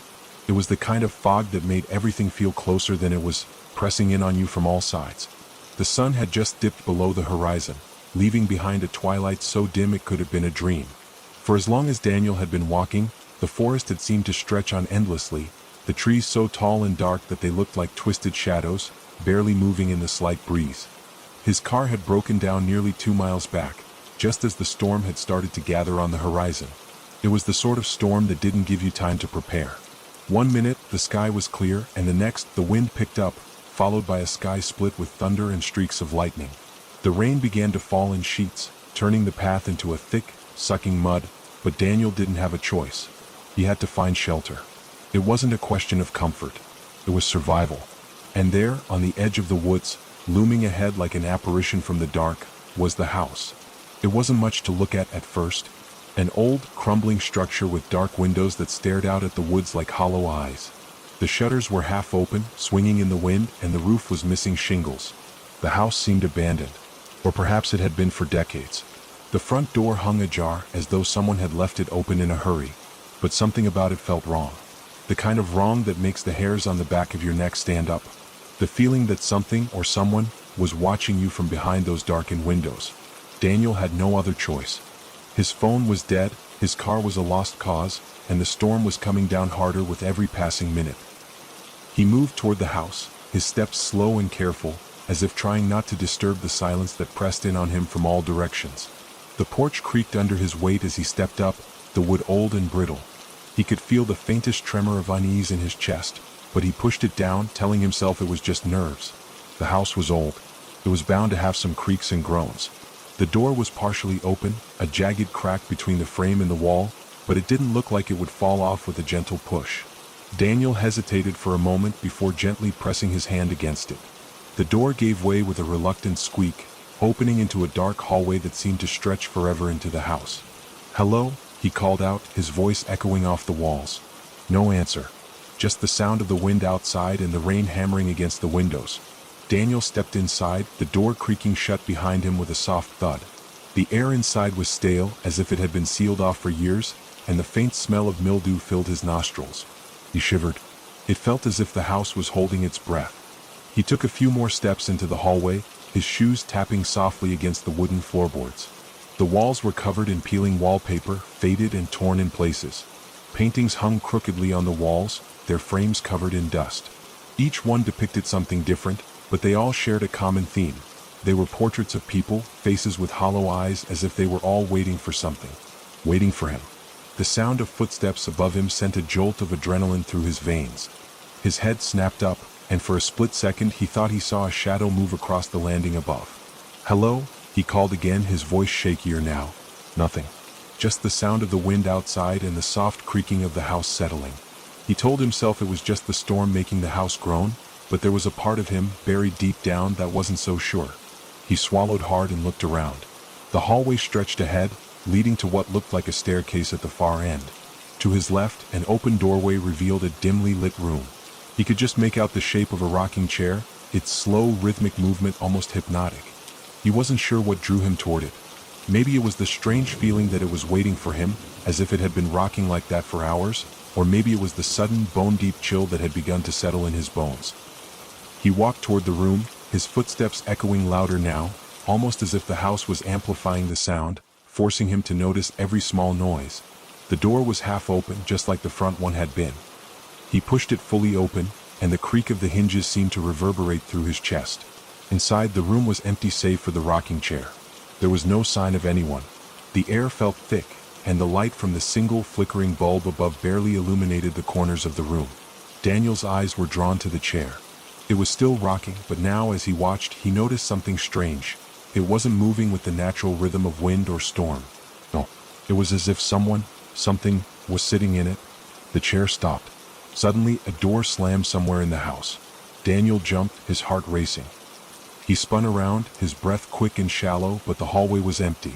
The storm had worsened outside, the wind howling in fury against the house, rattling the windows. His pulse hammered in his ears, and his legs felt weak beneath him. There was no one here. There couldn't be. But he couldn't shake the feeling that he wasn't alone. The creaking of the rocking chair resumed, slower this time, more deliberate. Daniel backed out of the room, the cold sweat on his skin making the air around him feel even more suffocating. He had to find some answers. He had to know what was going on. But his feet felt like lead, each step heavier than the last. And then, as if the house itself were conspiring against him, the door slammed shut behind him. Daniel's heart pounded in his chest as the door slammed shut behind him, the suddenness of it jarring through his already rattled nerves. He spun around, half expecting the door to open back up, but it didn't. The cold draft from outside hissed through the cracks in the walls, but everything else was still. He stood frozen for a moment, trying to steady his breathing. It was just the storm, he told himself. The house was old, and old houses made noises. It was natural. The wind pushed things around, rattled windows, made doors groan. Nothing to be afraid of. Nothing at all. But even as he tried to convince himself, the feeling of unease continued to crawl up his spine like fingers tracing their way up the back of his neck. The house wasn't right. It wasn't just the creaking or the cold air or the flickering light. No, it was something else. Something he couldn't quite put his finger on. He glanced around the hallway, hoping to find something. A sign, a clue, anything that would explain the strange sensation that had settled in the pit of his stomach. The house, he realized, had an eerie emptiness to it.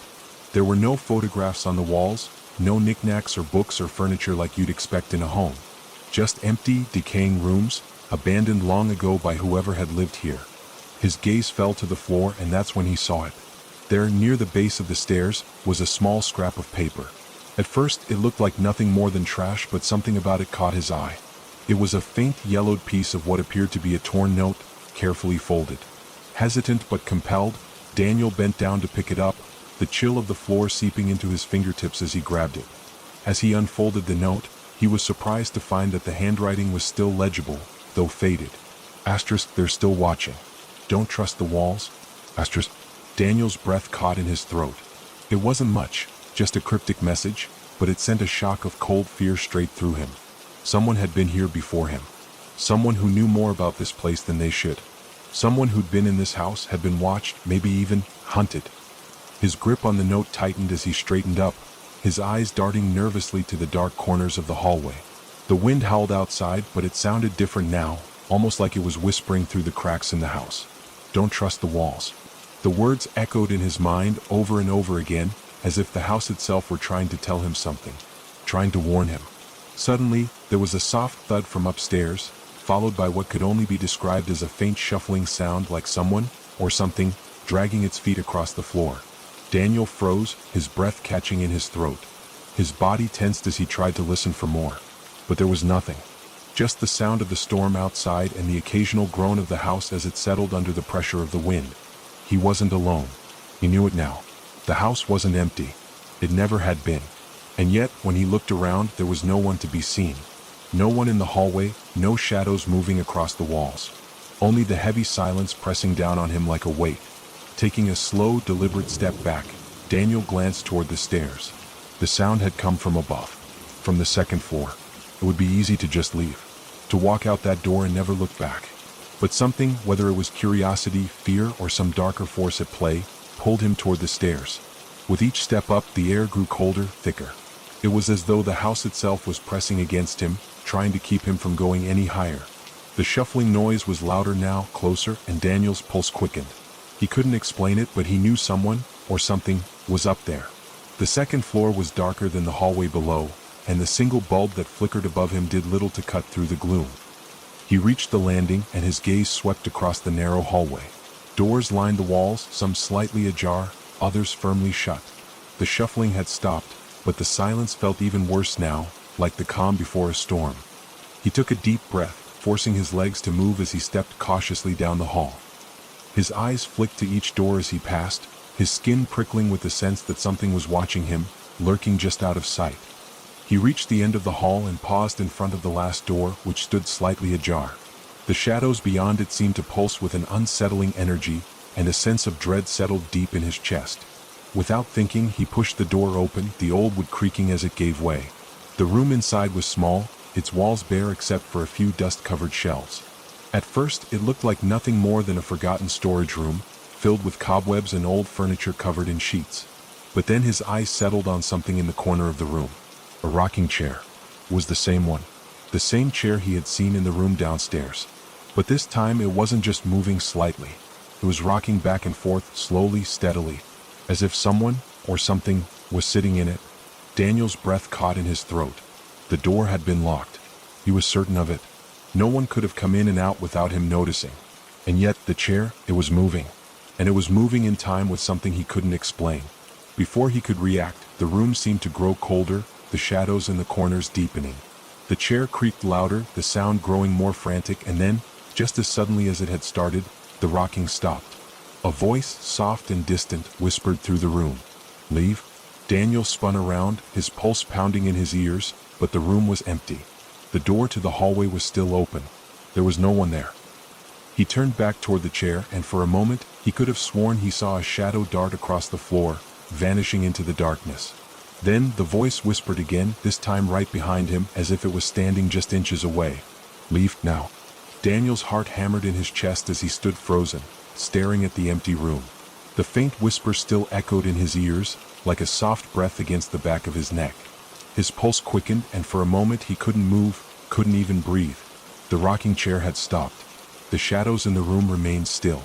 But the air felt heavier now, as though something unseen was pressing down on him, suffocating him with an oppressive presence. He forced himself to take a step back, his feet feeling like lead as he moved toward the door. The whisper had sounded so close, so real, and it was only now, standing in the doorway, that he realized how strange the silence felt. There were no more creaks from the house, no howling wind outside. The world felt suspended, as if time itself had slowed. But something was wrong.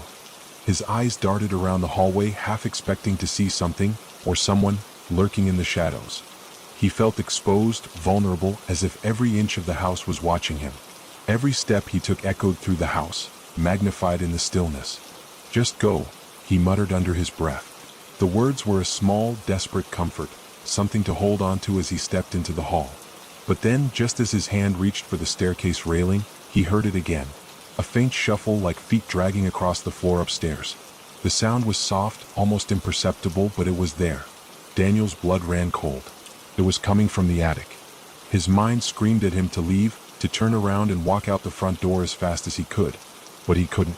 Something deep within him refused to let him go. He had to know what was up there. What was in that attic? The air grew colder as he climbed the stairs again, his feet moving almost of their own accord. The landing felt emptier this time, like the house had grown even more distant, as if the walls themselves were pushing him away. He tried to steady his breathing, trying not to make a sound as he approached the attic door at the end of the hallway. The door was slightly ajar, the blackness beyond it like a void waiting to swallow him whole. He hesitated for a moment, staring at the darkness. Was this a mistake? His instincts screamed at him to run, to leave the house behind and never look back. But that damn voice, leave now, kept playing in his mind as if it were trying to tell him something more, something urgent. He reached for the doorknob. His fingers brushed the cold metal, sending a jolt of ice through his veins. Slowly, he pushed the door open, his heart pounding louder with each passing second. The attic was larger than he'd expected. The space stretched far beyond what he could see from the doorway, the slanted ceiling lost in shadows. Old wooden beams crisscrossed above him, and in the corners, old furniture was stacked haphazardly. There were boxes, old trunks, forgotten belongings that hadn't seen the light of day in years. But it wasn't the furniture that caught his attention. It was the mirror. In the center of the room, leaning against the far wall, was a tall, full-length mirror. It looked out of place as though it didn't belong there, its surface covered in dust. But what sent a shiver down Daniel's spine wasn't the mirror itself, it was the reflection in it. It was his reflection. But it wasn't him. For a split second, Daniel could have sworn that the man in the mirror wasn't standing alone. There was someone behind him, a figure so faint it seemed like an illusion, a shadow lurking just out of sight.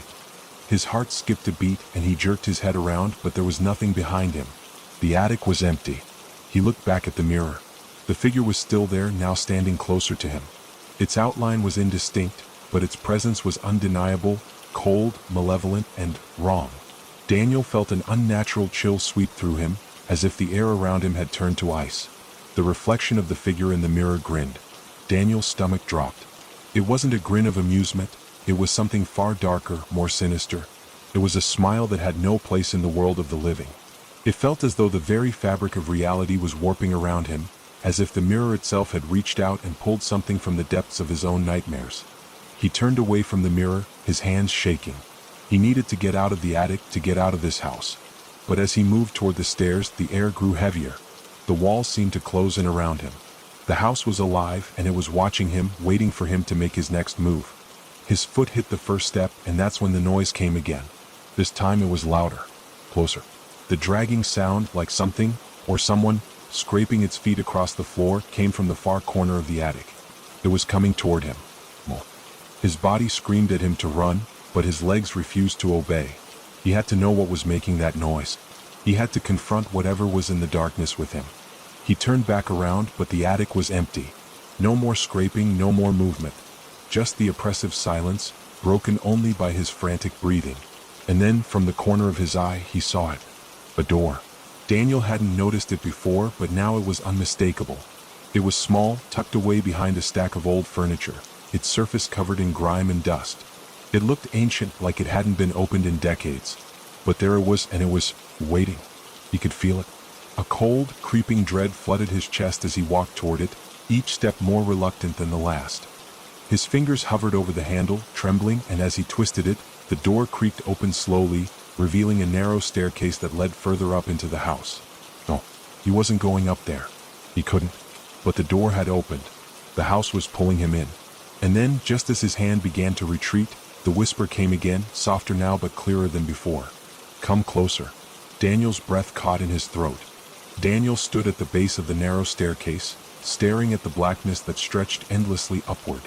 The door had opened so easily, as if it had been waiting for him. He could feel a strange pull from the darkness beyond, like something calling to him, coaxing him deeper into the house's secret spaces. But every instinct in his body screamed at him to turn around, to flee while he still had the chance. The stairs were steep, their edges worn and jagged, the wood groaning under his weight with each tentative step. He felt as though he was descending into some otherworldly realm, and yet his legs moved forward, one after another, despite every nerve in his body telling him to stop. A soft hum filled the air, almost imperceptible, like the distant sound of a lullaby being sung in a forgotten room. It wrapped around him, soothing and unnerving all at once. His pulse quickened. The temperature in the air had dropped again, and his breath came out in little clouds. He reached the top of the stairs, and immediately, a thick chill settled over him. The room at the top of the stairs was dark, far darker than it should have been. No light crept through the cracks in the walls or the floorboards, and even the faint light from the attic below seemed to be swallowed whole by the oppressive shadow that seemed to hang in the air like a curtain. He hesitated, his mind battling itself. There was no reason to go further. The door had opened on its own, sure, but the house could just be settling, the wind, whatever. Nothing more. Could all be explained away. But then he remembered the whisper. Come closer. It hadn't been a figment of his imagination, had it? No, it had been real. And if there was any truth to what he had heard, if there was anything beyond this dark threshold, It was as if his feet moved of their own accord now, the pull toward the unknown becoming too strong to resist. Daniel stepped through the doorway and into the room. The space was cavernous, though it felt smaller somehow. The air was thick, almost viscous, and the silence was deafening. There were no signs of life, no furniture or objects, just an overwhelming sense of abandonment. The room seemed to stretch on infinitely, and yet it also felt as though it were closing in on him with every breath. As he moved further into the room, his foot brushed against something. It was soft at first, but then a sharp, brittle snap filled the air. He looked down. A child's toy lay at his feet, a small porcelain doll with cracked features and eyes that glinted in the darkness like cold, unfeeling glass. It was just a doll, but it felt wrong. It didn't belong here.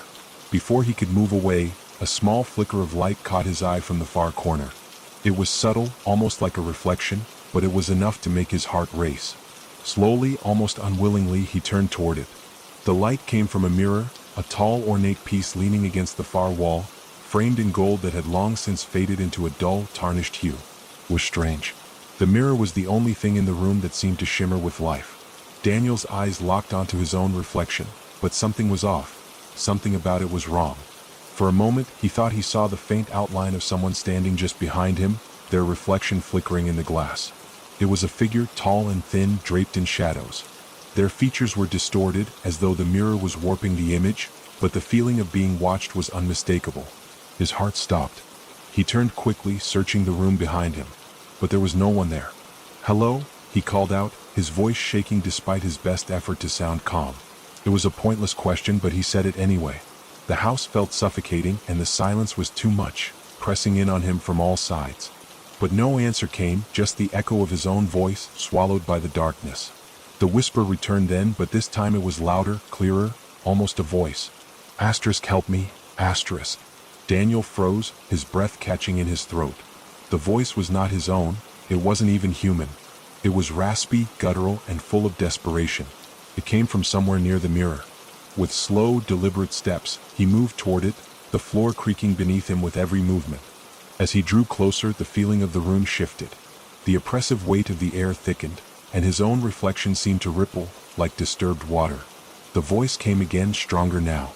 Help me, please, asterisk. He couldn't take it anymore. His legs, stiff with fear, carried him to the mirror, his hand trembling as it reached out for its cold surface. As his fingers brushed against the glass, he gasped. The reflection wasn't just his own. The figure behind him had moved. It was standing just inches away now, its thin, long arms reaching out toward him with fingers that seemed to stretch impossibly long, grasping, pulling. No, inviting. It was as though the figure in the mirror was pleading for him to cross the threshold, to step into the other side. No, Daniel whispered to himself. No, this isn't real. But the figure's movements were too fluid, too unnatural. As his gaze fixed on it, his breath quickened, and his mind screamed for him to run. But he was paralyzed, unable to tear his eyes away from the reflection. The hand in the mirror began to press against the glass, leaving a trail of dark, sticky marks as it slid down, tracing a path toward Daniel's own hand, which still rested on the mirror's surface. The whisper was louder now, angrier. Come to me, asterisk. The world around him seemed to shift, blurring as if the mirror were pulling him in. The edges of the room warped, bending in unnatural angles, and the floor beneath him felt like it was slipping away. His body trembled as the darkness seemed to reach for him, and just as his hand inched closer to the glass, crashed, the mirror shattered. Daniel recoiled, stumbling backward as the mirror splintered into 1,000 pieces. The deafening sound of glass breaking echoed through the room, like a gunshot in the thick silence. He froze, staring at the jagged shards that now littered the floor, the reflection of the room distorted in each piece. The once perfect surface was now a chaotic mess of shattered fragments, and yet, the sense of something watching him did not fade. In fact, it felt stronger now, as if the very act of breaking the mirror had only made things worse. His heart pounded in his chest. He couldn't shake the image of that thing, whatever it was, in the glass. It had felt so real, so close. And for a moment, it had almost reached out to him as if to pull him in. He shuddered, instinctively stepping away from the shards, but his eyes couldn't help but linger on them. Each fragment of the mirror seemed to hold a piece of that dark reflection. The air was heavy with a suffocating silence, the kind that pressed down on you, making each breath feel like an effort. Daniel wiped his sweaty palms against his jeans and turned to look around the room again. Nothing had changed. The toy doll was still where it had fallen, its cracked porcelain face twisted into an eternal, silent scream. The room felt cold, colder than before. And yet, there was something different about it now. The sense of unease had shifted, becoming more tangible, more real. Daniel couldn't explain it, but the room felt alive in a way it hadn't before, as if it were watching him, waiting for something. With shaking hands, he turned to leave the room. There was no reason to stay, no reason to continue exploring this madness. But as his foot touched the first step on the staircase, he heard something, a faint, rhythmic tapping. It was coming from upstairs. Daniel's stomach twisted into knots. The tapping was slow, deliberate, almost as if someone, or something, was knocking on the ceiling. It echoed through the house, soft at first, then growing louder with each passing second. His head snapped up to the top of the stairs. The sound seemed to vibrate in the very air around him. Tap, tap, tap. The noise was maddening. It was as though the house itself was trying to speak, trying to tell him something. Daniel felt his pulse quicken, his fingers curling into fists. His feet froze in place, unwilling to move toward the sound, but unwilling to leave either.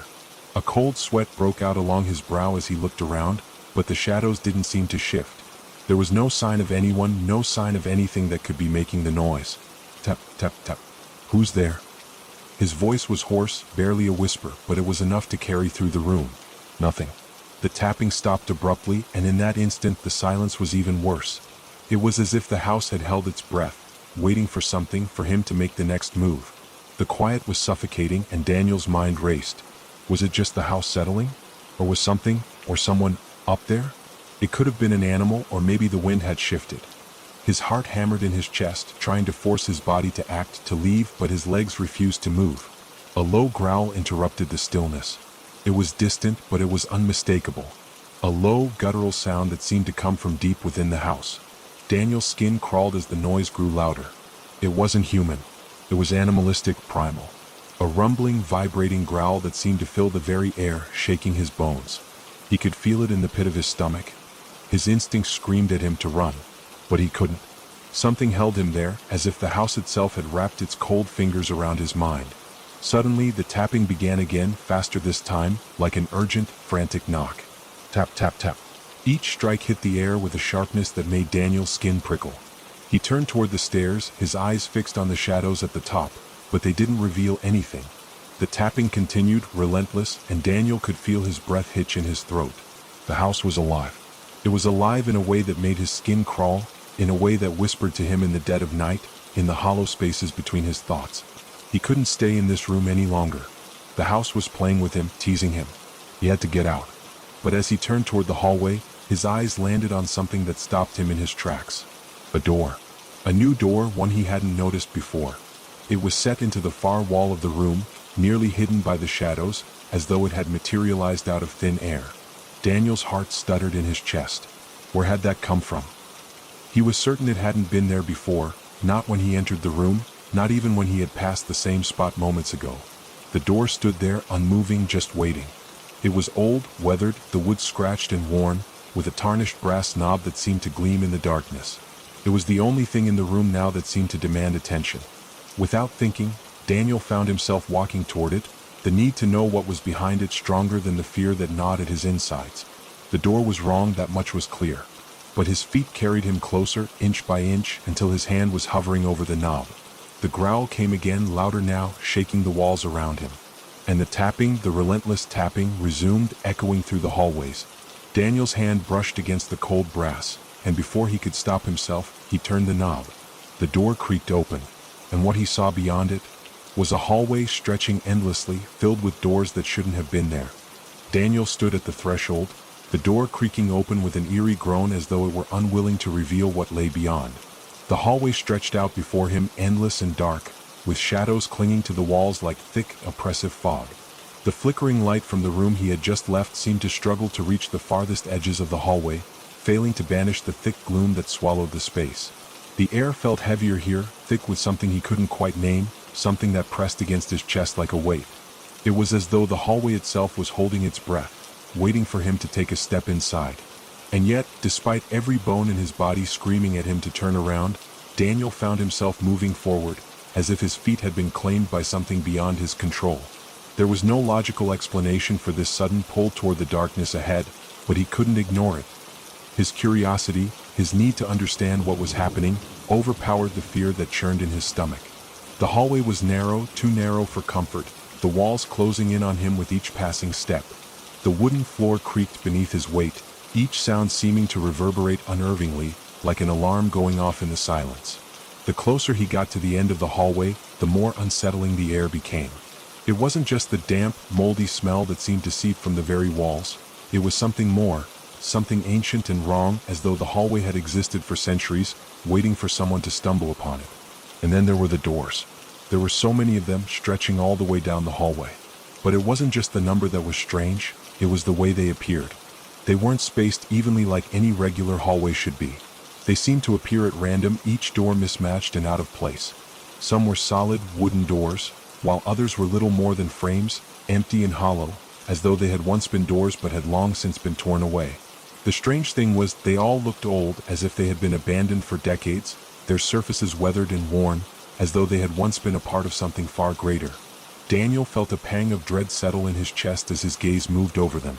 One of the doors, on the far side of the hallway, stood out to him more than the others. It was slightly ajar, the crack between the door and the frame wide enough to make out the faintest flicker of movement inside. His heart skipped a beat. He could feel it now, the pull. The door called to him as though it held some secret, some truth that he needed to uncover. But something deep inside told him that stepping through that door could be a mistake. That whatever lay on the other side was not meant to be discovered. But Daniel couldn't stop himself. His hand reached out toward the door, his fingers brushing against the cold, rough wood. The crack between the door and its frame seemed to widen with his touch, as if it were welcoming him. The flickering light from the room he had left behind cast distorted shadows on the floor, making the edges of the hallway seem to bend and warp, as though the very reality around him was breaking apart. The hallway groaned again, the walls seeming to shift in response to his actions. A deep, guttural rumble filled the air, shaking the floor beneath his feet. His body froze, but his hand didn't leave the door. As he pushed it open, the temperature in the hallway dropped, a cold draft sweeping past him, making the hairs on the back of his neck stand on end. Inside it was dark. The room beyond the door was nearly pitch black, with only the faintest glimmer of something shimmering at the far end. Daniel's breath caught in his throat as his eyes adjusted, trying to make sense of the shapes in the darkness. And then, as though the darkness itself had sensed his presence, something moved. A figure. A shadow. It was large, too large to be human, and its form shifted and flickered in the dim light. Daniel couldn't make out the details, but he could feel its eyes on him, staring through the darkness as if it had been waiting for him all along. He tried to speak, but his voice caught in his throat. The words wouldn't come. The figure's shape seemed to distort, becoming more fluid, its edges blurring as it moved closer. The shadows wrapped around it like a cloak, swallowing it whole, and for a moment, Daniel thought he might be imagining it. But the feeling, the coldness, the suffocating pressure that suddenly filled the room, was too real, too vivid. Without warning, the door slammed shut behind him. Daniel spun around, his pulse racing, but there was no way out. No escape. He pressed his back against the door, his breath ragged as he tried to steady himself, but his hands were shaking. The room was so quiet now. Too quiet. The kind of silence that made every sound, his breathing, his heart pounding in his chest, seem unnaturally loud. And then, as though the room itself had come alive, the walls began to close in. Slowly at first, then faster. Daniel could feel the air tightening around him, suffocating him. His hands flew to the door, trying to open it, but it wouldn't budge. The door was locked, sealed, as though the house itself had trapped him inside. He could hear the whispers then. Faint at first, like a breeze blowing through cracks in the wall, but growing louder. The words were unintelligible at first, but soon they became clear. "You shouldn't be here," the voice whispered, its tone dripping with malice. Daniel's heart thundered in his chest as the room grew colder, the temperature dropping to unbearable levels. He could see his breath now, misting in the air like smoke. A sharp pain shot through his head, a sudden pressure that made his knees buckle. The whispers grew louder, more frantic, the words becoming clearer. They weren't just words, they were memories. His memories. "Why did you come back?" The voice spoke again, and this time it wasn't a whisper. It was an accusation. The walls continued to close in on him, the room shrinking, the air thick with dread. Daniel's breath became shallow, panic setting in as his vision blurred. And then the floor beneath him gave way.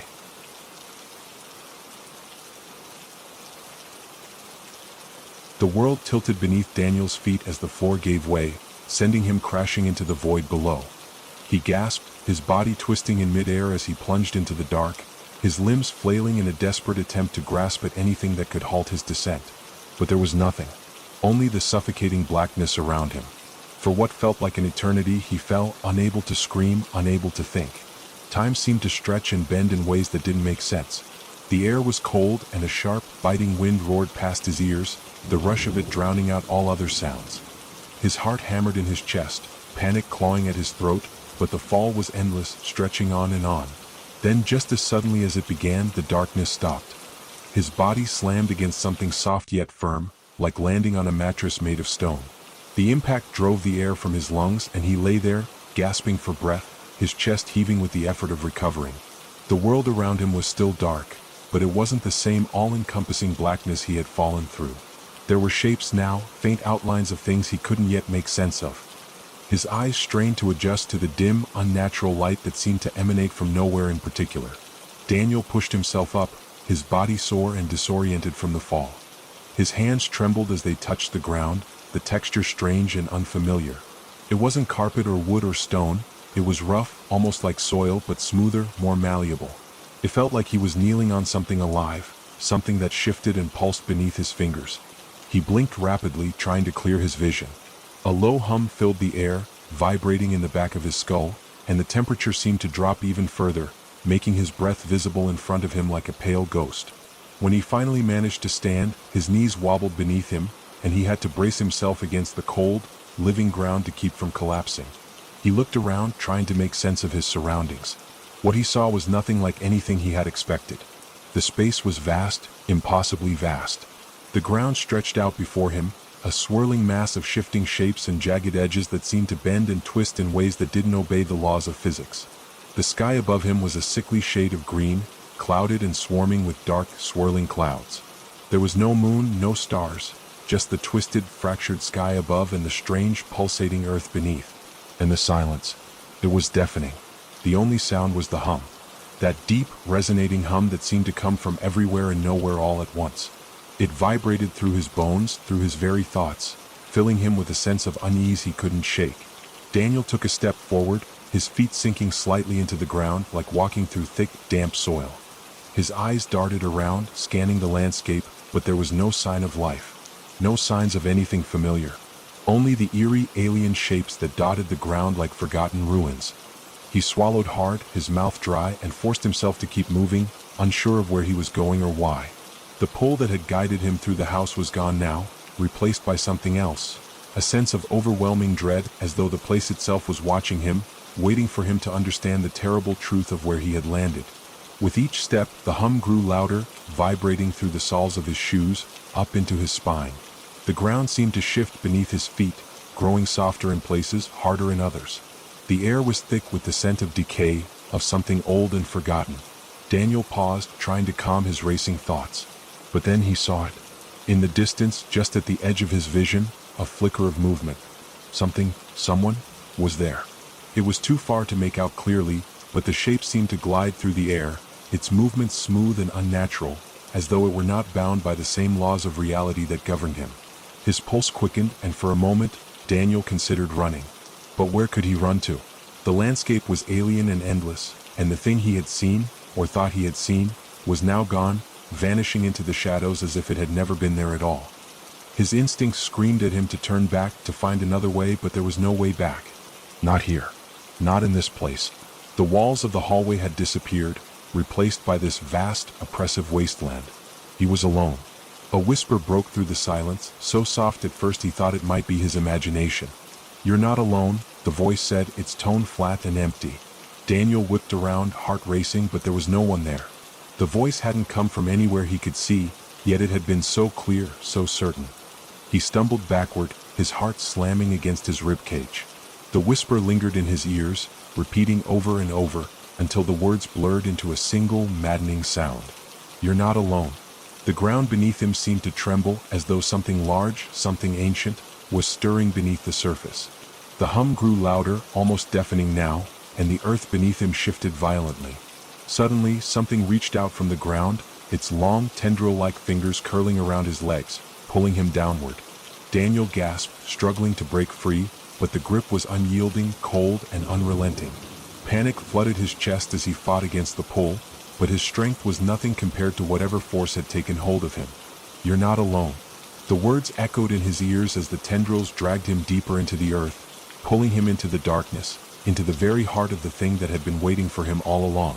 And just before the darkness swallowed him whole, he heard it. A loud, horrible crack. The sound of something breaking. Something very close. Daniel's body jerked violently as the tendrils tightened their grip, pulling him deeper into the ground. The cold, clammy sensation spread like ice through his veins, and the air turned heavy with an oppressive weight. His mind raced, his breath shallow as panic surged through him, threatening to swallow him whole. He tried to scream, but the darkness around him swallowed every sound, consuming it before it could escape his mouth. The ground beneath him seemed to pulse, and the rhythmic hum, that same unearthly noise, grew louder, vibrating his bones with its endless thrum. There was no way out. His mind flashed to the house, to the hallway, to the moment when he had first stepped inside and felt the pull, the tug of something ancient and unknown. The same pull that had led him here. He had ignored the warning signs, the feeling that something was terribly wrong, convinced that it was just his imagination. Now it was too late. The ground quaked again, this time with more intensity, and Daniel's thoughts spun as the earth around him shifted. His legs were tangled in the tendrils, his hands clawing at the soil, trying desperately to break free. The smell of decay grew stronger, mingling with the sweet, rot-like stench that seemed to rise from the very depths of the earth. Suddenly the earth released him. He was thrown forward with a violent force, landing hard on a surface that felt unervingly smooth, slick with moisture. He gasped for breath, his lungs burning as if they had been deprived of air for far too long. But there was no time to rest. His surroundings were shifting, changing with every blink. The ground beneath him rippled like water, and the air seemed to warp around him, distorting the space in a dizzying whirl. The walls, if they could even be called that, were no longer solid. They pulsed and breathed as if the very space itself were alive. He pushed himself up, his limbs shaking with exhaustion, and turned to face what lay ahead. The fog.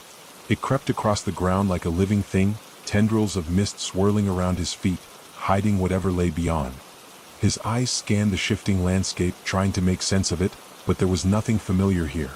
Only the strange, unnatural shapes that seemed to loom in the distance, twisted figures that flickered in and out of existence as if they were nothing more than mirages. The hum was louder now, a relentless, deafening noise that seemed to vibrate through his skull. It was coming from all directions, suffocating him with its presence. Then, in the distance, he saw it. A figure standing just at the edge of the mist, its outline faint and blurred. The shape shifted as though made of the very air itself, stretching and warping with each passing moment. A figure that seemed to exist in more than one place at once.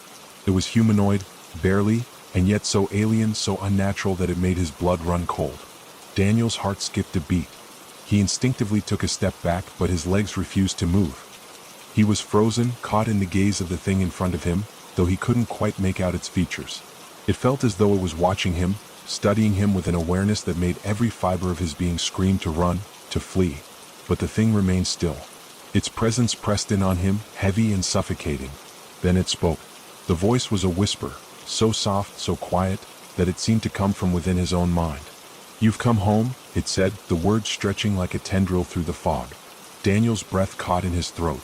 There was no question of where this was, no doubt in his mind anymore. He had been here before. Somehow he knew this place, knew it deep within himself. But the memories were blurry, fractured, like looking through a fogged-up window. "Home?" Daniel whispered, his voice cracking. He didn't understand. How could he be home when he didn't even know where he was? The figure tilted its head slightly, a slow, deliberate motion that made Daniel's skin crawl. It seemed to consider him for a moment, before responding in a voice that was both familiar and foreign all at once. "You remember?" A wave of nausea swept over him as images flashed in his mind, quick, disjointed glimpses of a life he hadn't lived, of faces he couldn't place, of places he couldn't name. It was as though the figure was unlocking memories he had buried deep within himself, memories he hadn't even known he had. His hands shook as he clutched his head, trying to push the visions away. The fog was thick now, swirling around him in a tight, suffocating circle, and the hum had grown into a deafening roar. His heart pounded, his thoughts spiraling as the reality around him continued to warp and twist. He staggered backward, his vision swimming, his body trembling with fear. The figure stood unmoving, its form flickering like a candle in the wind, as if it were part of the very air around him. "You remember what you are?" it said again, the words slow and deliberate. "What you were, and what you will be." Daniel's blood ran cold as the words struck him like a blow. Something inside him stirred, a memory, or maybe just a feeling, something that had been buried so deep it had never seen the light of day. And then it hit him. This place. This strange, horrifying place. It wasn't just a place. It was a prison. A holding cell. A tomb for something that had been buried for a reason. He had been brought here before. Maybe he had even been here his whole life and he just didn't remember. "Please," Daniel whispered, his voice shaking with the weight of everything he was starting to realize. "What do you want from me?" The figure remained silent for a moment, its form still and unchanging in the fog. The hum grew louder, vibrating through his very soul, as if the world itself was alive with its presence. Then finally the figure spoke once more, its voice like a crackling ember in the cold air. "You've already given it." The words hung in the air like a curse. And before Daniel could react, the ground beneath him began to tremble once more. A crack split the earth wide open, and from it something rose, a dark, twisted form, its shape so distorted it defied all logic and reason. It was coming for him. The ground split open beneath Daniel's feet with a violent lurch, and he barely managed to stumble backward, his heart hammering in his chest.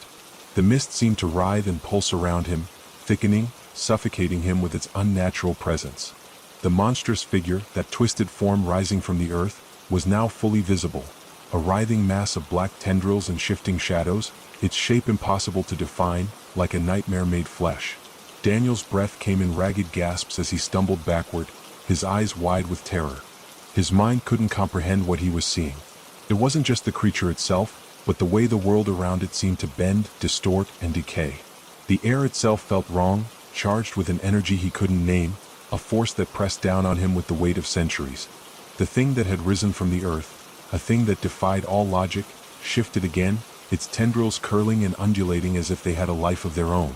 It seemed to be circling him, closing in slowly, deliberately.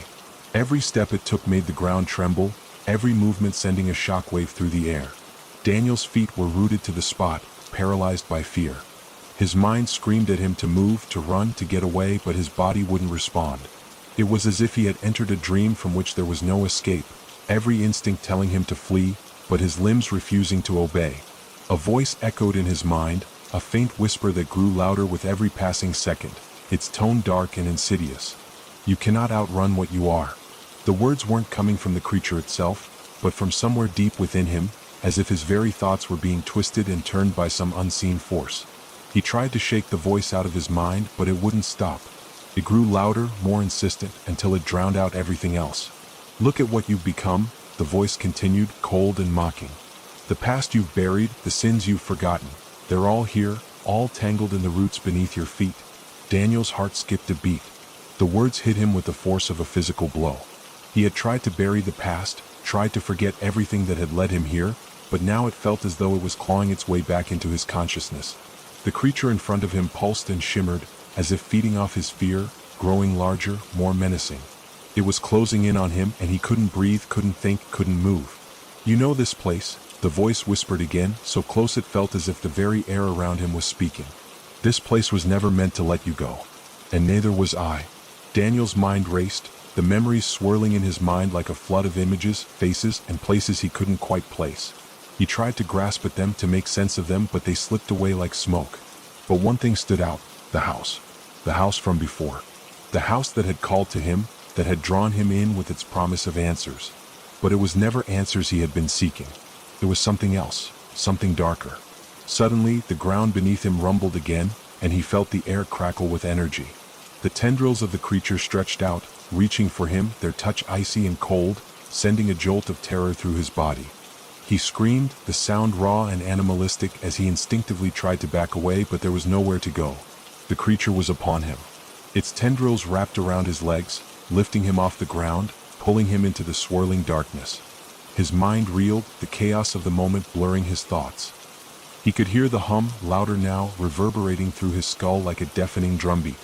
But then, just as quickly, it stopped. The world went silent. Daniel's body trembled uncontrollably as the mist cleared, and for a brief moment, he saw something he hadn't expected. The house. It stood in the distance, shrouded in the same fog, its windows dark and empty, but it was there, just as he had remembered. And somehow he knew that it was waiting for him. The thing that had been chasing him, the darkness that had clawed at his soul, was tied to that place. It was all connected. His pulse quickened, his breath shallow as the mist around him parted like a veil. The house loomed ahead, the memory of it creeping back into his mind like a poison. He had thought he could escape it, that he could outrun it, but he was wrong. It wasn't over. It was never over. The ground beneath him seemed to shift, and suddenly he was no longer standing. He was falling, plunging into the earth below. The sensation was disorienting, his body weightless for a moment before gravity took hold. His vision blurred, the ground spinning around him as he plummeted downward. His stomach lurched, and for a moment he felt a terrible, bone-chilling cold, a cold so deep that it seemed to freeze him from the inside out. Then, just as suddenly as it had begun, the fall stopped. Daniel hit the ground with a sickening thud, his body crumpling to the floor. He gasped, coughing, the taste of dirt and decay filling his mouth. His hands trembled as he pushed himself up, his surroundings still spinning in an endless cycle of darkness and fog. But the house was there. He could see it now, right in front of him. The door. It beckoned him, a pull he couldn't resist, no matter how much he wanted to turn away. His feet moved on their own, carrying him toward it as if some invisible force guided him forward. The door creaked open with a sound that echoed in the silence. And there, in the shadowed doorway, stood something waiting for him. Something that knew him. And it was hungry. The door swung open with a creak, the sound almost deafening in the silence. Daniel stood frozen, staring into the dark maw of the house. It loomed before him, ancient and familiar, yet utterly alien. The air inside felt thick, as though it had been trapped in the house for years, and now, it had found its way to him. It was oppressive, pushing against him, making his skin crawl.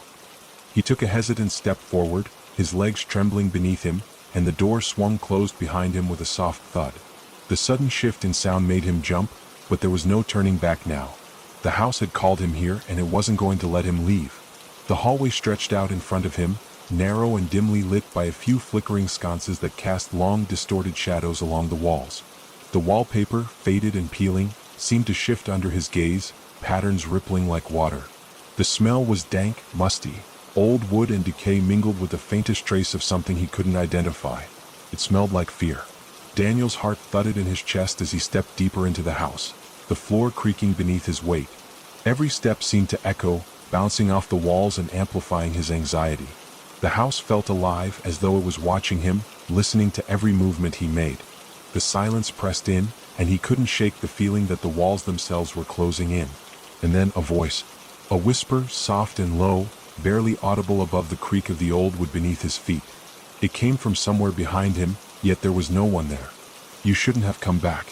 Daniel spun around, his breath catching in his throat, but there was nothing but the empty hallway stretching behind him. His mind was playing tricks on him. The voice could have been anything, a trick of the wind, his own fear twisting reality. But it felt so real, so certain, that it sent a chill down his spine. He tried to shake it off. Focus. Keep moving. He needed answers. He needed to understand what was happening, why this place had called him back. But the further he ventured into the house, the more the air thickened, and the more the darkness seemed to reach out at him. It felt like the walls were closing in around him, like the house itself was breathing, alive with some malevolent force that wanted to trap him. He reached a door at the end of the hallway, its surface scratched and scarred, the doorknob gleaming in the dim light like a beacon. For a moment, Daniel hesitated. His instincts screamed at him to turn around, to run, to leave this place before it was too late. But there was no escape. He knew that now. Whatever this thing was, it had been waiting for him. And it wasn't going to let him go without a fight. With a shaky breath, he grasped the doorknob and twisted it. The door opened with a slow, reluctant groan, revealing a room shrouded in shadows. Inside, the room was small and sparsely furnished. The walls were lined with shelves, most of them empty except for a few dust-covered trinkets and oddities. A single chair sat in the center of the room, facing the far wall. The air was thick with the scent of old books and something far more disturbing. A faint, lingering odor of rot, like something had died in here long ago. Daniel stepped inside, the floorboards creaking beneath him. As his eyes adjusted to the gloom, he saw something on the wall, a symbol crudely carved into the wood. It was a spiral, twisting in on itself, endless.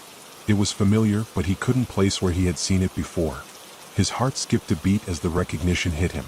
It was the same symbol he had seen in his dreams, the same one that had haunted him ever since he had first set foot in this house. His breath quickened and he took a step back, but before he could react, the door slammed shut behind him with a force that made the walls shake. Daniel spun around, his eyes wide with panic. Something was in here with him. The room felt colder now, the shadows deeper, and the air heavier. The faint sound of breathing echoed from the corners of the room, low and raspy. Daniel's skin prickled, and his heart pounded in his chest. He wasn't alone. A figure stepped out of the shadows, tall and indistinct, its features obscured by the darkness. It moved with a fluid, unsettling grace, its presence almost suffocating. The air seemed to hum with energy, and Daniel's vision blurred at the edges, as though reality itself was beginning to warp around him. "You've come back," the figure said, its voice low and gravelly, like the scraping of nails on a chalkboard. "You never should have come back." Daniel swallowed hard, his throat dry. Who are you?" His voice trembled, and he hated himself for it. But there was no denying the terror rising within him. The figure didn't answer at first. Instead, it tilted its head, studying him with an unsettling curiosity. Then it stepped closer, and Daniel felt the weight of its gaze like a physical presence pushing down on him. "You don't remember, do you?" it whispered, its breath cold against his ear. "You were always meant to return. You can't escape what you've done." Daniel's mind raced, trying to process what was happening. He didn't understand. What was this creature? Why was it so familiar? And why was it speaking as if it knew him? Before he could respond, the figure reached out, its fingers brushing his cheek. The touch was icy, sending a shock of pain through his body. His vision flashed, and suddenly he was no longer standing in the room. He was back outside the house, staring at it from a distance. The house that had once been his refuge, now nothing more than a cursed place, waiting for him to come back. But that wasn't possible. He couldn't be there. He was trapped. The house was pulling him back, dragging him deeper into its grip. The truth was becoming clearer with each passing moment, a terrible, inevitable truth. The house didn't just want him. It needed him.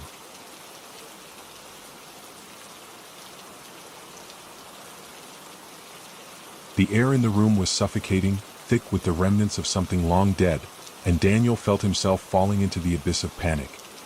His breath came in shallow gasps, and the darkness seemed to press in from all sides, as though it were swallowing him whole. But then, as suddenly as it had begun, the sensation faded. The cold grip on his chest loosened, and he found himself standing in the center of the room once more. The shadowy figure was gone, replaced by an oppressive stillness. The walls seemed to close in, their surfaces cracking and warping, as if the house itself were protesting his presence. But Daniel couldn't shake the feeling that something had shifted within him.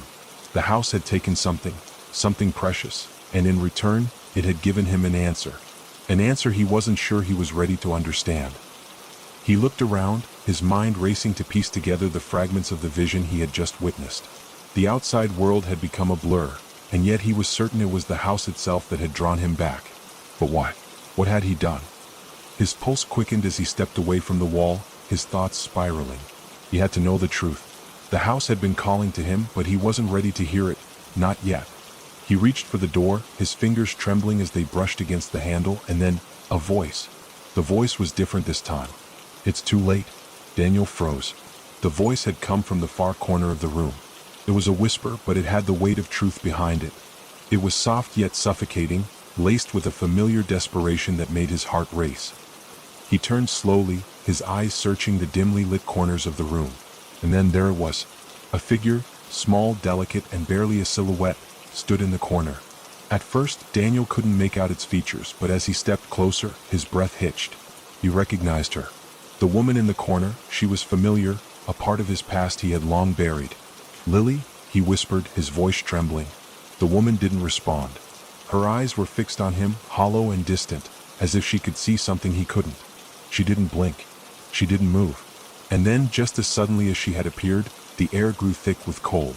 The room twisted, and the shadows seemed to stretch in unnatural ways. Daniel's vision blurred, and for a brief moment, the room spun around him.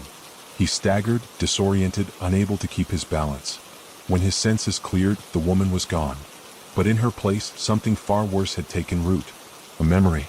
Daniel's mind flooded with images he had tried to bury, long-forgotten fragments from a life he had once lived. The house had unlocked the door to those memories, and now they were rushing back like a flood. He remembered a time when he had lived here years ago. He had been younger, more naive, and he hadn't known what he was getting into. The house had a way of getting into people's minds, of crawling under their skin. It was a place of twisted nostalgia, where the past and present merged into one horrific reality. He had never understood it back then, but now he did. The house had claimed him once, and it wasn't finished with him yet. Lily's face flashed in his mind again. She had been here in this house too. And now her ghost was bound to it just as Daniel was. The two of them were trapped in the same nightmare, caught between time and reality. But that wasn't all. The house wasn't just after them, it had been after others too. It had claimed many over the years, each one feeding the darkness that had taken root inside its walls. Daniel wasn't the first to stumble into its grip, and he wouldn't be the last. The walls around him groaned, and the floor beneath his feet shifted as if the house itself were reacting to his thoughts. The memories grew stronger, flooding his mind with an intensity that left him breathless. He saw Lily again, standing at the top of the stairs, her eyes wide with terror. She had tried to escape. He had tried to help her. But they both knew that the house would never let them go. Suddenly, the door to the room slammed open, the sound so loud it shook the very foundation of the house. Daniel spun around, his heart pounding in his chest.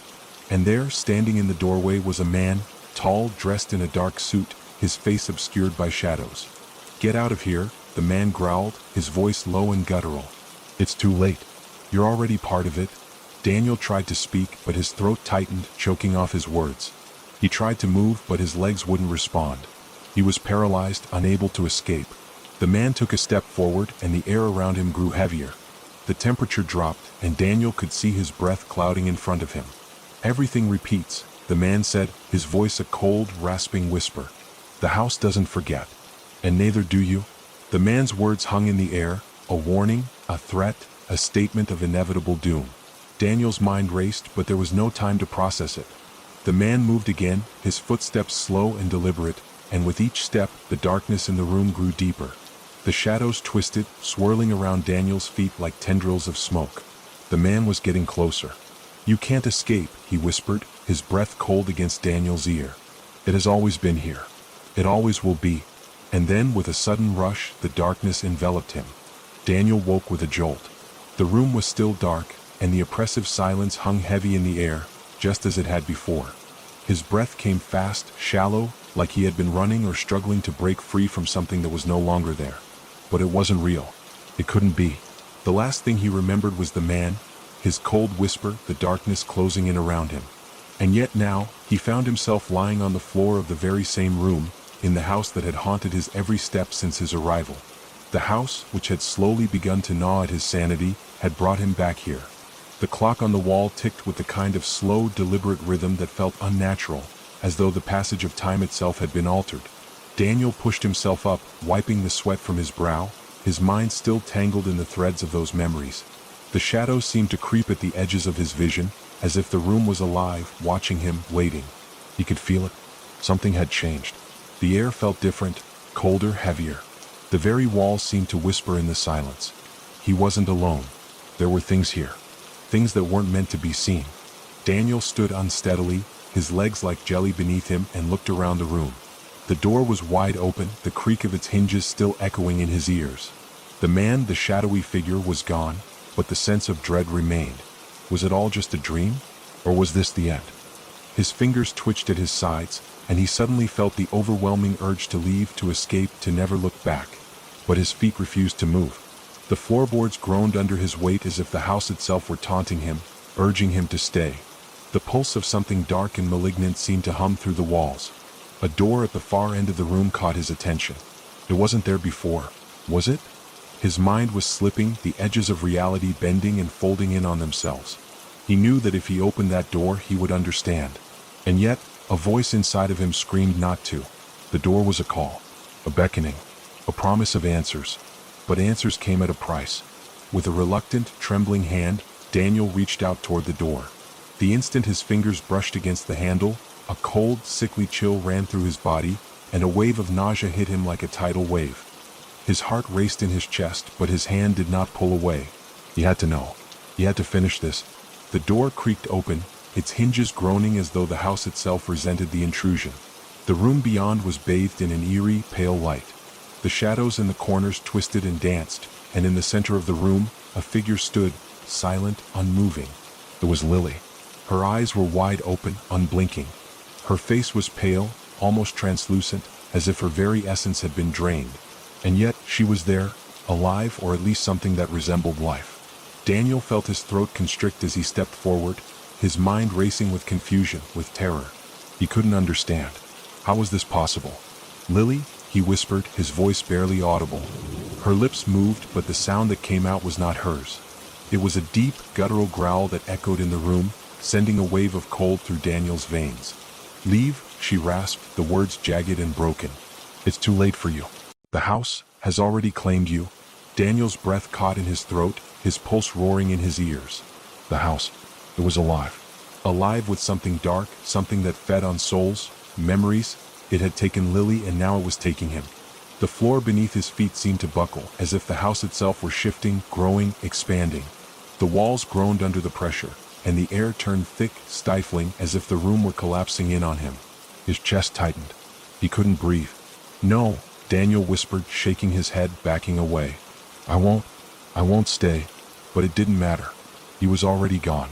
The house was too powerful. It had already ensnared him in its grip. And Lily had been its first victim. The house had turned her into a hollow shell, a wraith of what she once was. And now Daniel was destined to follow in her footsteps. Suddenly, the door slammed shut behind him with a deafening crash, sealing him inside the room. Panic surged through him, his breath quickening as he turned to face the figure before him. "Please," he gasped, his voice raw. "I need to get out." But the figure didn't move. Lily's eyes were fixed on him, her gaze piercing through him, cold and empty. The darkness around her seemed to pulse, growing stronger with each passing second. He could feel the weight of the house pressing in on him, drowning him in its malevolent energy. And then, as the shadows closed in, Daniel understood. The house wasn't just a place. It was a force. A curse that lived and breathed, feeding off the lives of those it trapped within. It had taken Lily, it had taken him, and it would continue to take more. The door behind him creaked open again, and he turned toward it, his heart hammering. But it wasn't a way out. It was just another part of the house, another hallway to nowhere, another room to be claimed. "You can't escape," Lily's voice whispered again, but this time, it was not from her lips. It was the house itself speaking through her. The air grew thick with a presence he could feel closing in on him, like a hand around his throat, squeezing. His body shook with the cold, his vision blurring. And then, darkness. Story. This sounds like an exciting challenge. Let's start the first chapter with a gripping introduction, setting the tone for the whole story. I'll break down the story into the first chapter's outline, providing the hook and establishing the setting, protagonist, and suspenseful atmosphere. Once you approve it, we can proceed with the following chapters. Chapter 1. The Arrival. The rain fell in sheets so thick it seemed to swallow the world whole. The headlights of Sarah's car sliced through the storm like twin blades, but the road ahead was still nothing more than a ghostly blur. She had been driving for hours, her mind heavy with the weight of the past, but the place she was heading, an old house in the middle of nowhere, had been too important to ignore. When she'd first seen the address, something tugged at the back of her mind, a forgotten memory flickering like an old film reel. Her mother had always spoken of the house in hushed tones, with a look in her eyes that Sarah had never quite understood. Something was waiting there, her mother had said, something connected to Sarah's family in a way that was never discussed. But now, as the wind howled and the trees bent under the weight of the storm, Sarah was beginning to feel it too. A pull, a whisper from deep within the storm itself. The house came into view as the fog thickened, its silhouette looming against the dark sky. It was an old Victorian mansion, its once grand features now weathered by years of neglect. The roof sagged slightly, the windows stared out like empty eyes, and the front porch creaked with the weight of time. For a brief moment, Sarah thought she saw a figure standing in one of those windows, watching her, but when she blinked, it was gone. She parked the car at the end of the long, winding driveway. The sound of the engine's death seemed to echo in the stillness, and a shiver crawled down her spine. Her breath fogged up the windshield, and she wiped it away with the sleeve of her jacket. The house loomed even larger now, its eerie silence pressing in on her. She grabbed her suitcase from the back seat, her fingers trembling as she tried to steady herself. A bitter chill hung in the air, and the wind was sharp against her skin. As she walked toward the house, the crunch of gravel underfoot seemed unnaturally loud, each step like a drumbeat that would bring someone, closer. The front door was ajar, as if it had been waiting for her. The faint smell of mildew and something earthy filled the air as she stepped inside, the darkness swallowing her whole. The door creaked as it swung shut behind her, leaving her trapped in the gloom. The house was silent, too silent, save for the occasional groan of wood settling in the storm. The floorboards beneath her feet were thick with dust, and the air was heavy with the smell of old paper and something she couldn't quite place. She couldn't shake the feeling that the house was alive, breathing, watching. "Hello?" Her voice cracked, but it seemed to be swallowed by the shadows. There was no answer, only the relentless sound of the storm outside. She felt a deep, unsettling presence here, as if the very walls knew who she was, knew why she had come. In the distance, a door creaked open, its sound echoing through the empty house. Sarah's breath hitched in her throat. Her instinct screamed at her to turn around, to leave, but she couldn't. Someone had been waiting for her. And that someone was closer than she thought. Cliffhanger asterisk. The door at the end of the hallway slowly swung wide open, the darkness beyond thickening like a living thing. Sarah took a tentative step forward, but before she could move any further, a sharp, rattling noise echoed from upstairs. It was a sound she recognized all too well, a child crying, distant and desperate, echoing through the house like it was coming from inside her own mind. The air around Sarah thickened, pressing down on her like the weight of 1,000 unseen hands. She was still trapped in the room with that thing, that presence. The figure stood motionless, its black eyes locked onto hers with an intensity that made her blood run cold. Her heart raced, and every instinct in her body screamed at her to run, but the walls were closing in, the door locked tight behind her. The whispers had stopped, but the silence that followed felt worse, unnatural, suffocating. She tried the door again, but it refused to open. With every second, the house seemed to groan, the walls creaking like an old ship on the verge of sinking. She felt the tremors under her feet, the foundation of the house shifting, and a sudden cold swept over her, crawling up her spine. "Please, let me out," Sarah whispered, her voice barely audible over the pounding of her heart. She didn't know what she expected, mercy maybe or an answer, but there was nothing. Just that silence, thick and oppressive, wrapping around her like a choking fog. Then, without warning, the figure in the corner spoke again, its voice a soft rasp that reverberated through her bones. "You should have never returned. You woke us." Sarah's mind whirled. Woke us? She didn't understand. She'd never been here before, not to this house. But the sense of déjà vu was overwhelming, a gnawing feeling that something was terribly familiar, something from her past that she couldn't place. Her breath came faster as she tried to make sense of the situation. Was she losing her mind? The events of the past few hours felt like a blur, a nightmare she couldn't wake up from. "What are you?" she cried out, her voice breaking.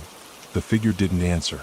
Instead, it reached up and tugged at the sleeve of its ragged clothes, revealing a symbol carved into its wrist. The symbol was old, its edges jagged and uneven, but Sarah recognized it. She didn't know how, but she did. It was the same symbol that had appeared in her dreams, the one she'd had as a child, the one she'd long forgotten. A shiver ran down her spine, her knees threatening to buckle under the weight of realization. This wasn't just some haunting. This was something far darker. This place was connected to her family, to her bloodline, in ways she didn't yet understand. Suddenly, the house seemed to lurch, a violent tremor that made her stumble. The lights flickered overhead, casting the room in a sickly yellow glow before plunging it back into darkness. For a moment, she thought she saw a shadow dart across the walls, just a flicker, but enough to send her heart racing. She turned her head, searching for the source, but there was nothing. The figure had vanished. No more whispers. No more presence. The room was empty. A hollow laugh echoed from the far corner of the room, sending chills down her spine. It was low and mocking, a sound that made her stomach twist. Her eyes darted to the windows, the dark storm raging outside now a blur of lightning and thunder. The storm, the howling winds, they were nothing compared to the storm inside this house. She could feel it, creeping up on her like a predator in the dark. And then the voice returned, not from the figure, but from the walls themselves. "You can't escape. Not until you face what's inside." The house shook again, louder this time.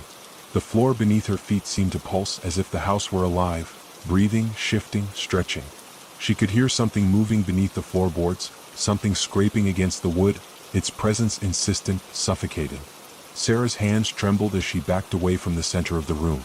Her eyes darted toward the door once again, but she didn't trust it anymore. She didn't trust anything here.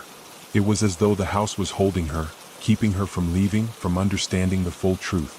The walls felt like they were closing in around her, trapping her in a nightmare with no escape.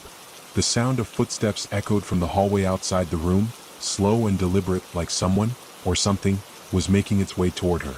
She couldn't see who it was, but she felt the presence, felt the air shift with each step. "Who's there?" she called out, her voice thin and weak. But the footsteps continued, louder now, until they stopped just outside the door. Her pulse quickened, and she grabbed at the door handle again, desperation making her fingers slick with sweat. "Sarah?"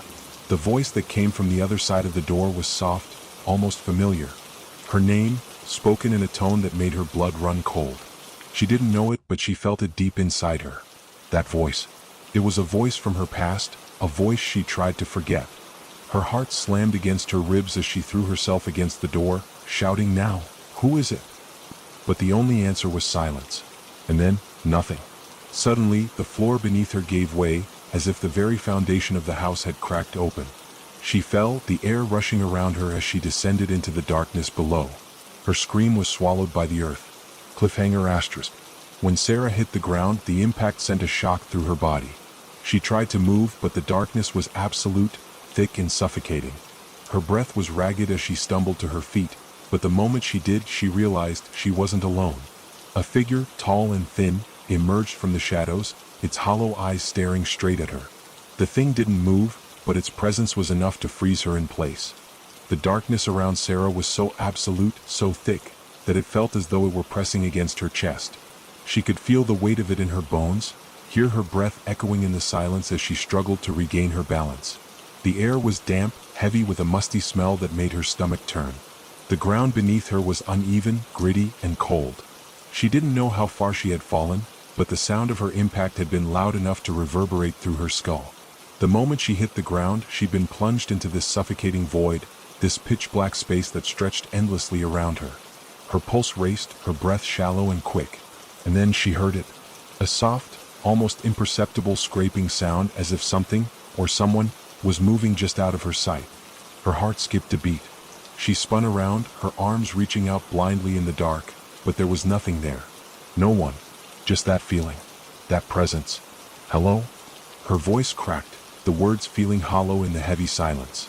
She cursed under her breath, her hands scrambling to find something, anything, to steady herself. The ground felt unstable, shifting beneath her feet like quicksand. Every instinct told her to move, to run, but where? She had no idea where she was or how far the fall had taken her. Another scraping sound came from the corner of the room, followed by a low, guttural sound that sent a jolt of ice through her veins. The sound was coming from somewhere close, too close for comfort. Sarah's heart pounded in her chest, and her hands shook violently as she fumbled to find her bearings. She could hear her pulse in her ears, the deafening rush of blood and fear. And then a voice. It was a whisper, but it was unmistakable. "Sarah?" Her name was spoken with such familiarity that it made her skin crawl. But it wasn't just any voice. It was her mother's voice. The same voice that had sung her lullabies when she was a child, the voice that had comforted her during the long, lonely nights. But it was different now. The warmth had drained from it, replaced with something cold, distant, and hollow. "Mom?" Sarah breathed, her voice shaking. "Is that you?" There was no answer, just the faint sound of movement, like someone, or something, was shifting in the shadows. Her breath caught in her throat, and a sick, nauseating sensation crawled up from her stomach. This wasn't her mother. It couldn't be. The scraping sound came again, louder this time, as though something was dragging itself closer. Sarah's chest tightened, the air thickening around her, pressing down with a suffocating weight. The darkness seemed to pulse, like it was alive, and every movement she made felt like it was drawing something nearer, something that had been waiting for her. Her hands brushed against the cold stone walls, feeling their rough texture beneath her fingertips. She couldn't make out much in the blackness, but there were markings, strange, jagged symbols carved into the stone. Some were faded, barely visible, while others were fresh, still wet, as if they had been etched in a hurry. Her eyes widened as she traced one of the symbols with her fingertips. It was the same symbol, the one she had seen on the figure's wrist. But there were more, countless more, stretching across the walls in a dizzying pattern. They seemed to be forming a path, a trail that wound through the darkness, leading deeper into the unknown. Her heart beat faster, a mix of fear and curiosity taking hold. She wanted to follow it, to understand what was happening, but something inside her screamed not to. The whispers grew louder, more insistent, until they were like a chorus in her ears, surrounding her with voices she couldn't quite place. "Sarah. Sarah, you're not alone." She froze. The voice was clearer now, but it wasn't just one voice. It was dozens, hundreds, whispering her name all at once.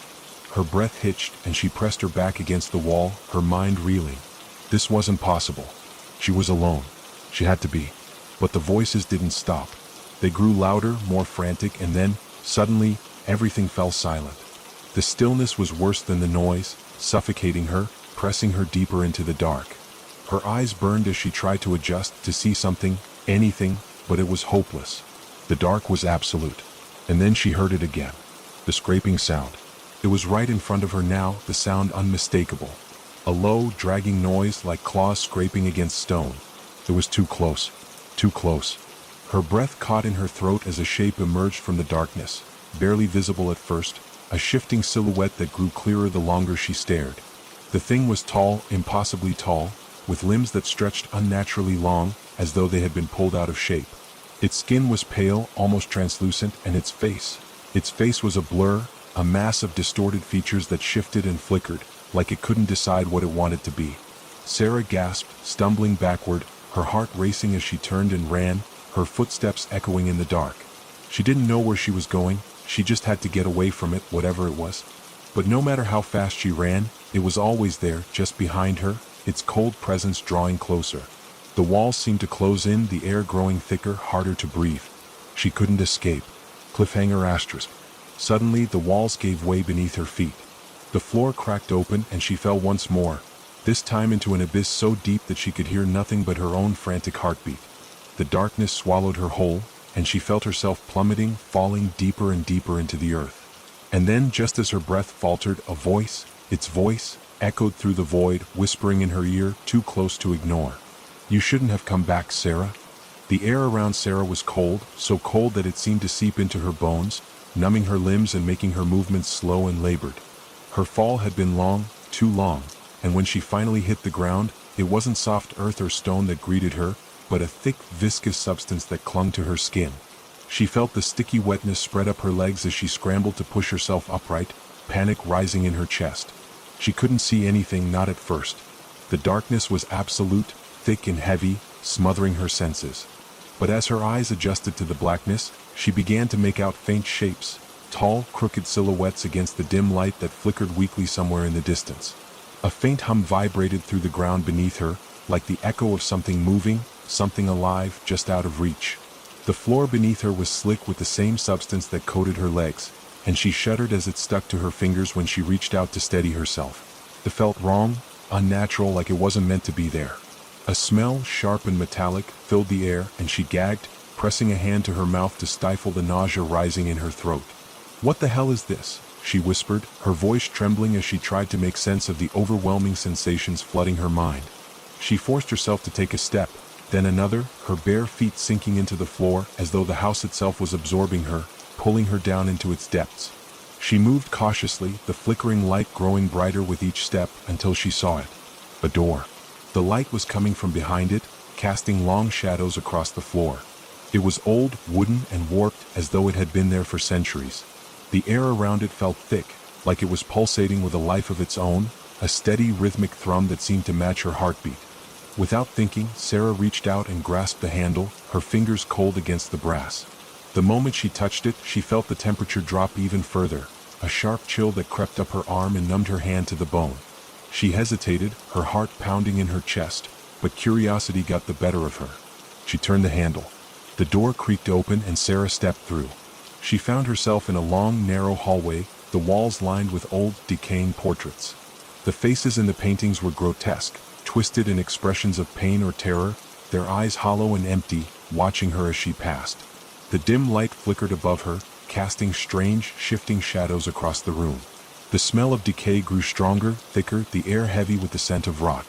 As she moved deeper into the hallway, her eyes were drawn to a strange symbol etched into the wall, a symbol that was almost identical to the one she had seen earlier, carved into the stone in the previous room.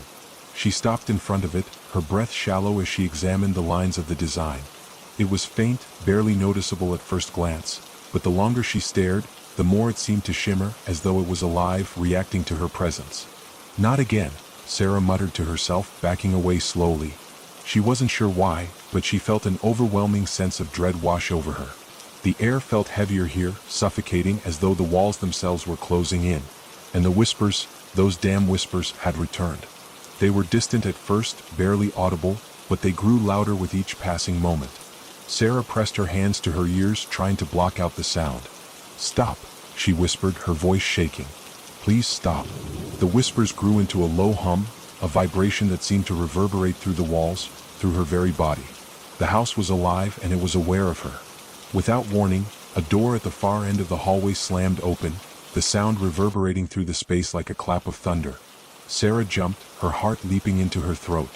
She spun around, her eyes wide with fear. The room beyond the door was dark, but she could make out the faint outline of a figure standing in the center. It was tall, looming, its features obscured by the shadows.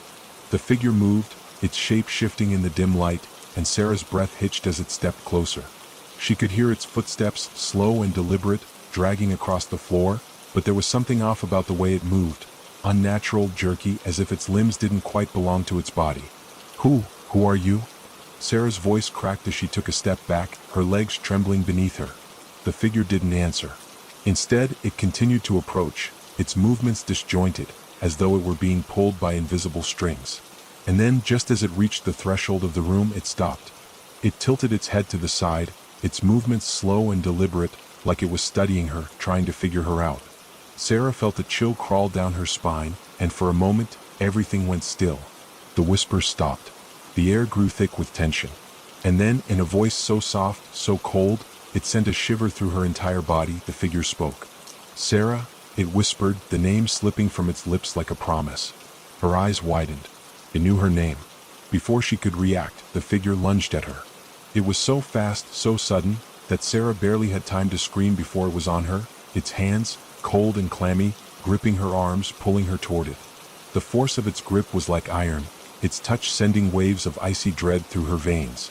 She fought back, kicking and thrashing, but the figure was too strong. It dragged her forward, its movements erratic and unnatural, until she was pressed against the wall, unable to move. Her heart raced, her chest tightening as she struggled to breathe. The figure's face, if it could even be called that, was twisted, a mass of shifting features like a blur of eyes, mouths, and teeth. And from within that mass, a voice echoed, cold and haunting. "You shouldn't have come back." Cliffhanger asterisk. Suddenly the grip loosened. Sarah fell to the floor, gasping for air, but when she looked up, the figure was gone. In its place was a small, tattered book, lying in the center of the room. Its cover was black, worn with age, and it seemed to shimmer in the dim light. As Sarah reached for it, she felt a sharp, sudden pain in her chest, a tightness that took her breath away. The room around her seemed to warp and twist, the walls closing in as the book seemed to pulse with an unnatural energy. She had to get out. The blackness enveloped Sarah, pressing in from all sides, suffocating her with its cold, oppressive grip. She could no longer hear the whispers, but their presence lingered, like a phantom weight hanging in the air. Her breath came in ragged gasps, each one more difficult than the last, as if the darkness was sucking the life out of her. The hallway stretched on endlessly in front of her. No light, no sound, just the stifling silence and the weight of the unknown. Sarah reached out, her fingers brushing against the cold stone wall beside her, the texture rough and uneven. She moved along it slowly, trying to steady her breathing, trying to find some direction, some sense of normalcy. But the deeper she went into the house, the more it felt like the walls themselves were shifting, closing in. With every step, the temperature dropped, her breath crystallizing in the frigid air. The cold gnawed at her skin, creeping into her bones like 1,000 needles. She had to get out. She didn't know how, but she had to find a way to escape. Her fingers brushed over something smooth on the wall, a symbol. She stopped, her heart pounding in her chest as she ran her hand over the unfamiliar shape. It felt warm against her skin, as if it were pulsing with life. The symbol seemed to glow faintly in the dark, like the eyes of some hidden predator watching her. Sarah stepped back, her breath quickening as she stared at it. It was the same symbol she'd seen in the book. The same twisted design, the same burning shapes that haunted her every thought. She had to get away from it. She had to leave the house. But the hallway seemed endless. No matter how many steps she took, she didn't get any closer to an exit. The house was toying with her, pulling her deeper into its grip, twisting her perception of space and time. She was lost. "Where am I?" Sarah whispered, her voice sounding too loud in the thick silence. She pressed a hand to her forehead, trying to steady herself, but her pulse was racing, her mind spinning. The cold crept deeper into her skin, and her breath began to cloud in front of her face again. But this time it wasn't just the air that seemed to change, it was the silence, the absence of sound, the unnatural stillness that filled every corner of the house. Then a faint sound, a scratching, like nails on stone. Her body went rigid. The scratching grew louder, more frantic, echoing off the walls. She whipped her head around, searching for the source, but there was nothing. Just the empty hallway. Another sound. Footsteps. Soft at first, but then growing louder, closer. Her pulse spiked. She spun around, her eyes wide with terror, but there was nothing. Nothing but the faintest sound of breathing in the distance. Sarah's mind raced. It couldn't be real. It had to be her imagination. But the footsteps, she could hear them now, each step growing clearer, more deliberate, as if someone or something was walking just behind her.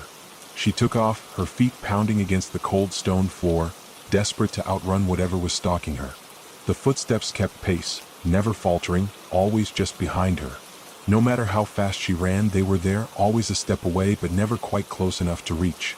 Then, the floor beneath her shifted again, the stones groaning as if the house itself were alive. The ground buckled, and Sarah stumbled forward, catching herself against the wall. A scream rose in her throat, but she swallowed it back. She couldn't let fear take over. She had to stay focused. She had to. The air around her grew thick again, the shadows deepening. A low, guttural voice echoed through the darkness, sending a jolt of terror down her spine. "You can't escape," the voice hissed. "You belong to the house now." Her breath caught in her throat, and she whipped her head around, but she saw nothing. There was no one there, only the vast, suffocating darkness that pressed in on her from every direction. She was alone. But she wasn't alone. The voice, it was coming from all around her, the sound vibrating through the walls, reverberating in her skull. It was everywhere. She had no refuge, no place to hide. The footsteps stopped. In their place, a different sound. A scraping. Faint at first, but growing louder, more pronounced. It was the sound of something moving, dragging across the floor. Slow, deliberate, like the claws of some monstrous creature. Her eyes darted around, searching for the source, but she could see nothing in the crushing darkness. The cold was unbearable now, and her breath came in sharp, uneven gasps. She felt like her lungs were freezing, the air too thin to breathe. The sound grew louder, closer, and then a flash of light. For a brief moment, the hallway was illuminated, the shadows momentarily cast away by a flicker of pale light. In that instant, Sarah saw it. A figure, no, a shape, emerged from the darkness, towering and monstrous. It was long and twisted, its limbs stretching unnaturally, its body contorted in ways that defied logic. Its face, if it could even be called that, was a blur of dark, shifting shapes, like the void itself made flesh. Sarah froze, her heart hammering in her chest, her blood running cold. The creature's gaze was fixed on her, and for a moment she thought she saw something human in its eyes. Something familiar. Something that terrified her even more. And then the light flickered out. The creature was gone. The darkness returned. Her mind raced, panic surging through her veins. Was it gone? Was it real? She didn't know. She couldn't know. The only thing she could be sure of was that she was no longer alone. The walls of the house began to pulse again, the ground beneath her feet shifting and groaning. The house was alive. It was watching her. It was waiting. Sarah turned and ran. But the darkness swallowed her whole. Cliffhanger asterisk. Her feet stumbled over something soft, and she fell to the ground with a sickening thud. The air around her thickened, and she looked down in horror. The floor wasn't stone, it was flesh. The house itself had turned to something living, writhing beneath her. Sarah's breath came in ragged gasps as she lay on the floor, her hands pressed against the shifting, pulsating surface beneath her. It was soft, too soft, and it seemed to ripple, as though the very foundation of the house was alive, reacting to her every movement. The sensation of flesh beneath her fingers sent a wave of nausea crashing over her, but she couldn't move. She couldn't scream. The house was breathing, and it was suffocating her. Her mind raced as she pushed herself to her feet, her legs unsteady beneath her. She needed to get out. The door, she had to find the door. The one she had seen earlier, the one that felt like an escape. But the walls around her shifted again, the floor groaning as it moved like the belly of some monstrous creature. She stumbled forward, her hands stretched out in front of her, trying to steady herself as the walls seemed to close in. The shadows wrapped around her like tendrils, pulling her deeper into the house. The air was thick with a sense of dread, and the deeper she went, the more oppressive it became. The scratching sound from before returned, louder this time, and with it, the low, guttural voice. "You can't leave," it whispered like a breeze in her ear. "You belong to me now." Sarah's heart slammed in her chest as she whirled around, but the hallway was empty, silent. She could feel it though. The presence was watching her, waiting. The walls seemed to close in further, the space around her narrowing until she was forced to press her back against the pulsating surface to stay upright. The house was closing in, trapping her. She had to move.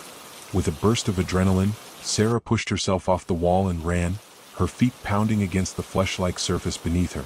She didn't know where she was going. She didn't know what she was running from. All she knew was that she had to escape.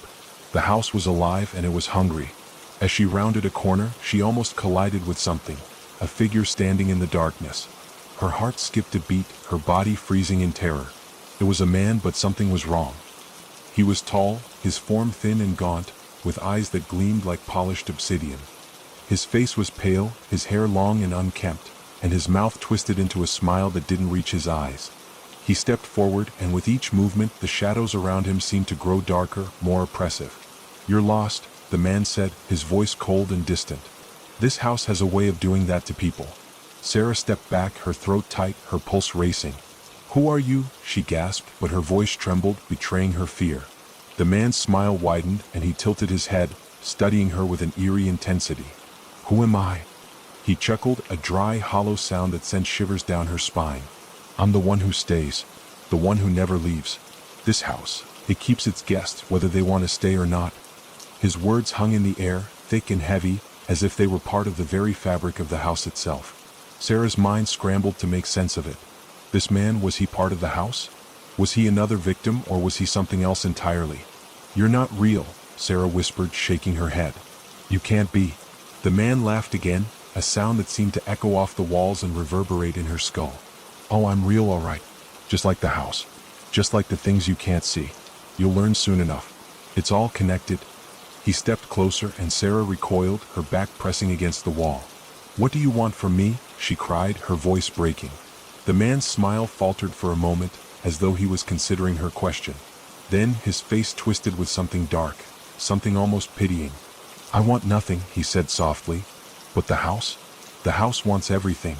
Before she could respond, the man turned away, his figure slowly dissolving into the shadows as though he were nothing more than a trick of the light. Sarah blinked, her eyes wide with confusion and fear. Was he real? Was he another hallucination? The house was warping her perception, bending her reality until she could no longer trust her own senses. She hesitated for only a moment before she pushed forward, her feet unsteady, her mind a storm of thoughts and questions. The house was alive, it was feeding on her fear, and she didn't know how much longer she could last. There had to be a way out. The walls seemed to pulse with life around her, the temperature dropping with each step she took. The air was thick, the stench of decay and rot choking her lungs. She was suffocating. The house had become a living thing, and it was closing in on her. In the distance, she saw a faint light flicker. She quickened her pace, praying that it wasn't another illusion, another cruel trick played by the house. She needed it to be real. She needed it to be an exit. But as she drew closer, the light flickered again, and Sarah stopped in her tracks. The hallway ahead of her twisted, the walls contorting like a nightmare made flesh. The light was no longer ahead, it was behind her. She spun around, her heart racing, but there was nothing there. The scratching sound returned, louder now, more frantic, as if something was clawing its way toward her. Her breath hitched, and she stumbled backward, almost falling. Something moved in the shadows. A figure? No, a shape, shifting in and out of the darkness. A shadow that didn't belong. A presence that wasn't human. She felt the air shift around her, a sudden, unnatural gust of wind that seemed to come from nowhere. The temperature dropped, and her breath fogged in the air. "Turn back," the voice hissed again, this time colder, more menacing. "You cannot leave." Sarah took a step forward, then another. The house was alive, and it was playing with her, toying with her, but she couldn't stop. She had to get out. She had to. The floor shifted again, and this time, it didn't just ripple beneath her feet. It cracked, splitting open like the maw of some ancient creature, its edges jagged and black. Sarah screamed, but it was swallowed by the house as she fell into the darkness. Cliffhanger asterisk. Her body slammed against the cold, wet surface below. She looked around, disoriented, her head spinning. What was this place? The walls were lined with symbols she recognized, the same ones from the book, from the house. But there was something worse here, something waiting for her. The cold, clammy air wrapped around Sarah like a suffocating blanket as she scrambled to her feet. The floor beneath her was slick, wet with something she couldn't identify. She stood, disoriented, her heart thundering in her chest, the sound of her rapid breath echoing off the cold, stone walls. It was pitch black here, so dark that even the faintest light seemed swallowed up by the oppressive gloom. The only sound was the distant creak of the house, like it was alive, stretching, breathing, watching. She glanced around, her eyes adjusting to the darkness, and the eerie glow of symbols appeared along the walls. They were carved deep into the stone, their edges jagged and uneven. Some were familiar to her, she'd seen them before in the book. But others were newer, more intricate, and their twisted designs made her stomach churn. The symbols pulsed faintly as if they had a life of their own, drawing her closer. She took a hesitant step forward, her breath catching in her throat. She couldn't shake the feeling that the house itself was watching her, listening to her every movement. The air felt heavier here, charged with something dark, something ancient. Then she heard it. A faint whisper, barely audible over the deafening silence. It seemed to come from the walls, from everywhere and nowhere at once. Asterisk, it's not what you think. Asterisk. Sarah froze, her blood running cold. The voice, it sounded so familiar. But she couldn't place it. Was it her mind playing tricks on her? Or was something else here with her? Asterisk, this place, it's yours. It always has been. Asterisk. Her pulse quickened. She turned, scanning the room for any sign of movement. The whisper continued, growing clearer, more insistent, as if the walls themselves were speaking directly to her. Asterisk, you've always known. You've always been part of it. Asterisk. No, she whispered, shaking her head. She didn't want to believe it, but a creeping dread settled over her. She could feel it deep in her bones. The house, its grip on her, was deeper than she had ever imagined. The symbols on the walls seemed to shift, the lines of the designs writhing like serpents in the dark. They were moving, alive with something sinister. She took a step back, her foot slipping on the slick floor, but she caught herself before she could fall. Her hands trembled as she wiped the sweat from her forehead. She was losing her grip on reality. But there was something in her, something stirring, a memory long buried beneath layers of fear and trauma. A memory she had tried to forget. Asterisk, do you remember? Asterisk, the voice whispered again, now clearer than ever. Sarah's breath hitched. She clenched her fists, trying to shake off the feeling that she was being drawn into something far darker than she could comprehend. Then, without warning, the floor beneath her trembled, sending vibrations through her legs. She stumbled, nearly losing her balance, and then the air grew thick, so thick she could barely breathe. The temperature dropped, and her skin prickled with an unnatural cold. The walls seemed to close in, the symbols now glowing with an unearthly light. They pulsed in time with her heartbeat, as though they were alive and feeding on her fear. You shouldn't have come, the voice said, now no longer a whisper but a guttural growl. You belong to it. To me. Her heart pounded in her chest, and she staggered backward, her legs buckling beneath her. The house seemed to move, to shift around her, as though it was alive, its walls breathing, its floor groaning. She could feel its presence all around her, like a weight pressing down on her chest, smothering her. A sudden flash of light, bright and blinding, lit up the room. Sarah shielded her eyes, instinctively falling to her knees as the world around her seemed to bend and warp. When the light faded, she gasped in horror. Before her stood a figure, a man tall and gaunt, his face pale and twisted in a grotesque smile. His eyes gleamed black and empty, his skin stretched tight over the bones of his skull. It was the same figure she had seen before, but now it was clear. He was part of this place. He was a part of her. Asterisk, you see now, don't you? Asterisk, he hissed, his voice like gravel scraping against stone. You've always been a part of this house. You were born for it. Sarah recoiled, her mind reeling. No, that's not true. The figure's smile widened, a cruel, mocking expression. It's in your blood, Sarah. It's always been there waiting. The house knows you. It owns you. Her heart skipped a beat as she stumbled back. She wasn't sure if it was the terror that surged through her or the truth of his words that sent her into a spiral. This place, this thing, had been waiting for her, had been feeding off her fear, just like it had been feeding off every other soul that had come before her. She felt something stir inside her, a memory long buried, locked away by years of pain and forgotten dreams. She had been here before. She had lived here as a child. The house, the darkness, the symbols on the walls, they were all part of her history. The house had been waiting for her to remember. She gasped, the pieces falling into place like an agonizing puzzle. "My mother," she whispered, the words feeling foreign on her tongue. She was the first, the man's voice crooned. "And now it's your turn?" Sarah stumbled back, her mind a storm of fractured memories and revelations. Her mother had disappeared, taken by the house years ago. She had always believed she had been taken in some tragic accident, some unfortunate event. But the truth was darker. Her mother had been consumed by the house, just as she was about to be. And now it wanted her. It had always wanted her. A deep, rumbling noise echoed through the chamber as the walls shifted again, the symbols glowing brighter, pulsing faster. Sarah's stomach churned as the temperature plummeted, her breath visible in the cold air. "You are the key," the voice hissed. "And the house will never let you go." She couldn't breathe. She couldn't think.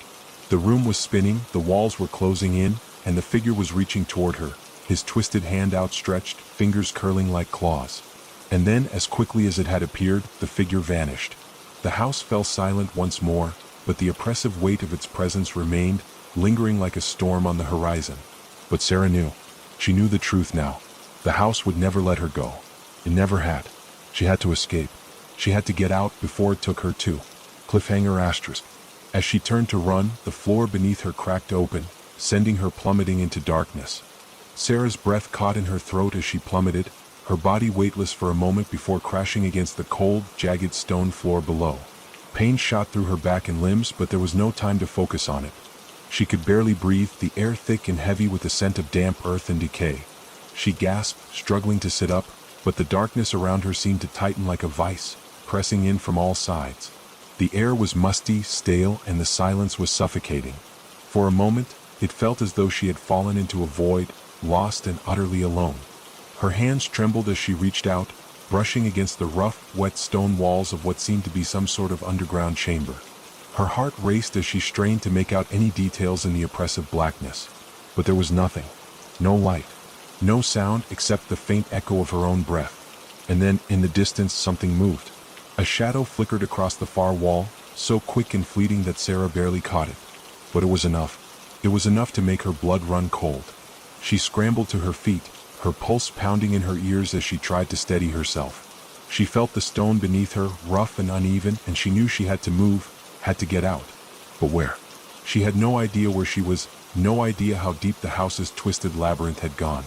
She reached into her pocket for her phone, praying for any sign of light, any chance to see. Her fingers fumbled over the screen, but there was nothing. No signal. No flashlight.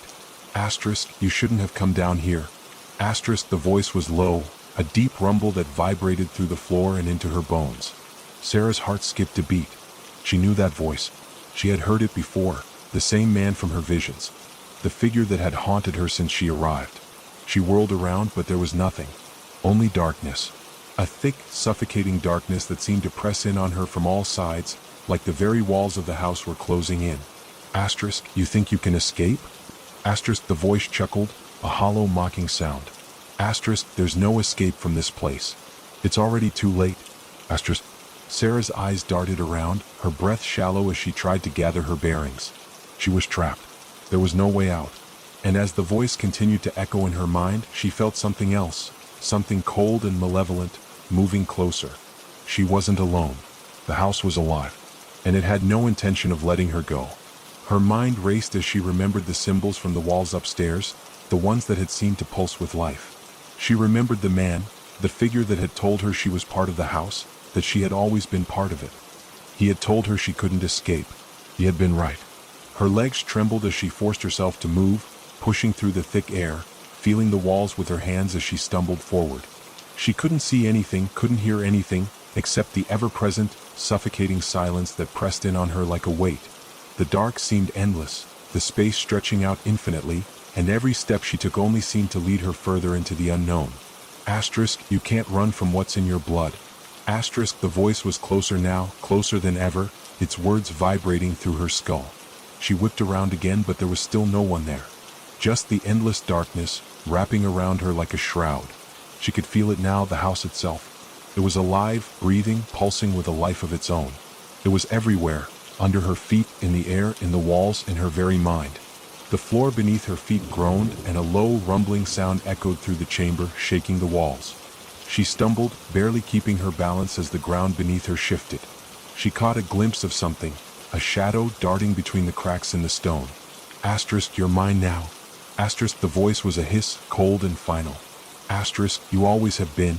Asterisk. Her chest tightened and she tried to scream, but no sound came.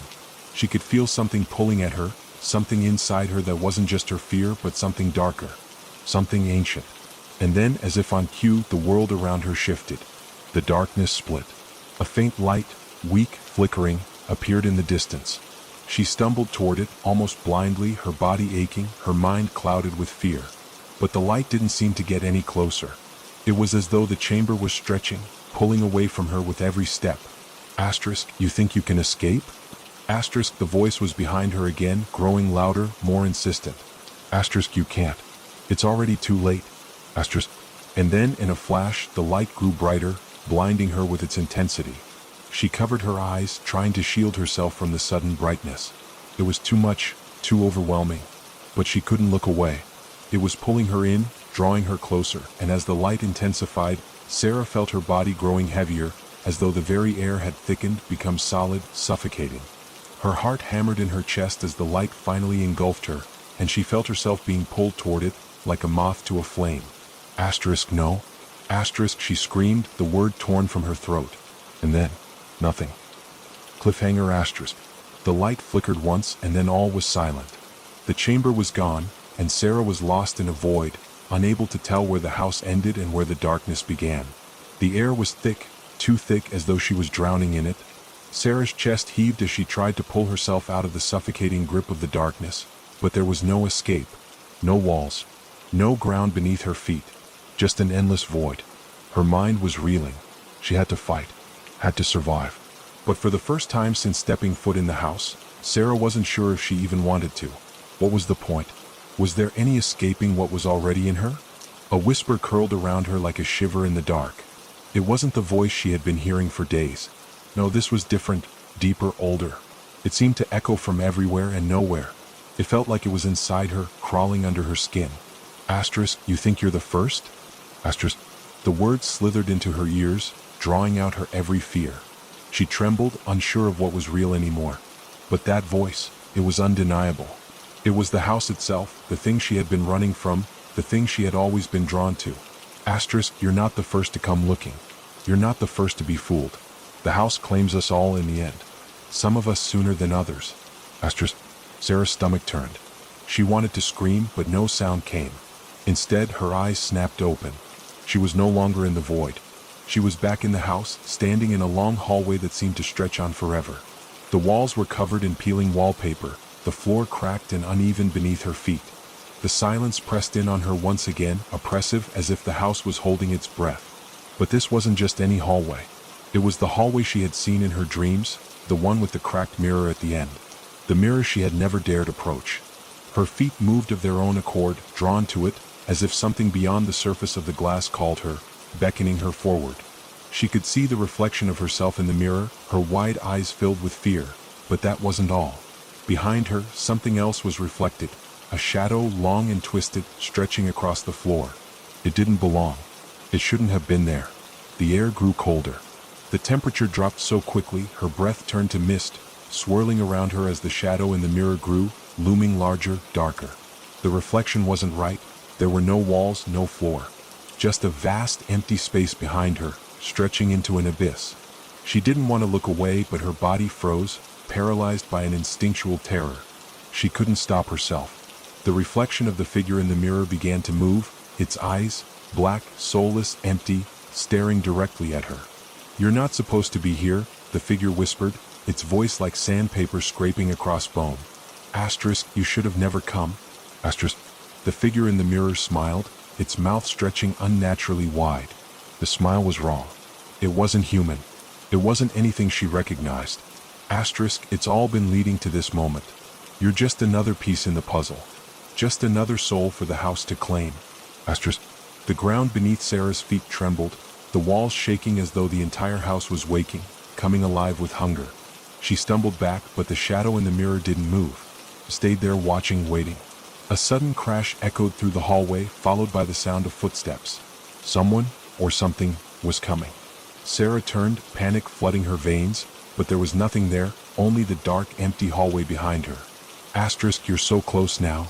Asterisk, the whisper in her ear was so soft, so intimate, that it made her blood run cold. Asterisk, can't you feel it? The house wants you. It's calling your name. Asterisk. Her heart pounded in her chest as the voice of the shadow grew louder, louder still, until it seemed to fill every inch of the hallway, drowning out everything else. She couldn't breathe. She couldn't think. All she could do was run. But where could she go? Her feet moved without her permission, turning down the hallway and pushing her forward, down toward the end, where the mirror still loomed, waiting. She had to reach it. She had to break free. Asterisk, you don't understand, do you? Asterisk, the voice was mocking now, cruel. Asterisk, you never will. The house isn't just a building. It's a living thing. It has a mind. It has a heart. And it's beating for you. Asterisk. She reached the mirror, her hands trembling as she placed them against the cold surface. She could feel it now, the pulse of the house under her fingertips, like a living thing thrumming beneath her skin. A flicker of light caught her attention. Just a glimmer, a movement in the reflection. It wasn't her anymore. The shadow was growing, expanding. Then, in an instant, the reflection changed. The room behind her wasn't empty anymore. It was filled with people. People from her past. Faces she hadn't seen in years. Her mother, her father, her childhood friends, all of them staring at her from within the glass. Their eyes were empty, lifeless, staring as if they had all been consumed by the same thing that was consuming her now. It's too late, Sarah, the shadow in the mirror whispered, its voice a chorus of the voices she recognized. Asterisk, you're already part of it. Asterisk. She stumbled back, her hands pressed against her face as she tried to block out the images in the mirror. The reflections of the people she had loved, now twisted and hollow, reaching for her with desperate, skeletal hands. Asterisk, the house is waiting for you. Asterisk. Her mind cracked. Cliffhanger. Asterisk. Suddenly the mirror shattered. The pieces of glass flew toward her, cutting her skin as they pierced her flesh. She screamed, but it was too late. The house was pulling her in. The shards of glass splintered in the air, 1,000 jagged pieces cutting through the darkness, and then silence. For a moment, Sarah's world was nothing but the echo of her scream. The sting of glass in her skin. The cold chill that seeped into her bones, making her feel as if she were drowning in the night itself. She pressed her hands against her face, trying to stop the blood from streaming, but the pain was nothing compared to the terror that gripped her heart. The house was alive. She knew that now. It had always been alive, feeding off her fears, twisting her thoughts. It had been pulling her in since the first moment she stepped through its door. And now it was too late. The shattered mirror lay before her, its pieces scattered across the floor like broken teeth, gleaming in the dim light. Through the cracks in the glass, Sarah saw something she hadn't seen before. A doorway. It wasn't there before. It wasn't part of the house she had walked through. But now, it loomed just beyond the wreckage, a dark opening in the wall that hadn't been there a moment ago. It called to her, whispered her name. The voice came again, clearer now, more insistent. Asterisk, come to me, Sarah. You can't run. You can't hide. You belong here in this house. You always have. Asterisk. She turned away, forcing herself to move. But her feet were heavy. Her legs were stiff, unresponsive. The house was holding her in place, unwilling to let her go. She fought the pull. The fear that crawled under her skin, tightening around her heart. She had to escape. She had to. The door slammed shut. Her breath caught. She hadn't seen anyone. She hadn't heard anyone approach. But the door, the one that had just appeared out of nowhere, was now closed, locking her in. A groan reverberated through the house, as if the very foundation of the building was shifting. The walls creaked and moaned, and the floors began to tremble beneath her. Sarah's body trembled with them. Then, in a moment of perfect clarity, she realized something. The house wasn't trying to kill her. No, it wanted her. It wanted her soul. Her chest tightened as she clutched at her throat. She could hear her heartbeat, loud and frantic, each thump sending a wave of nausea through her. She couldn't breathe. She couldn't move. She wasn't alone anymore. The shadows around her were moving, shifting, twisting. They no longer hid in the corners. They were everywhere, writhing at her feet, crawling along the walls, reaching for her with hands made of darkness.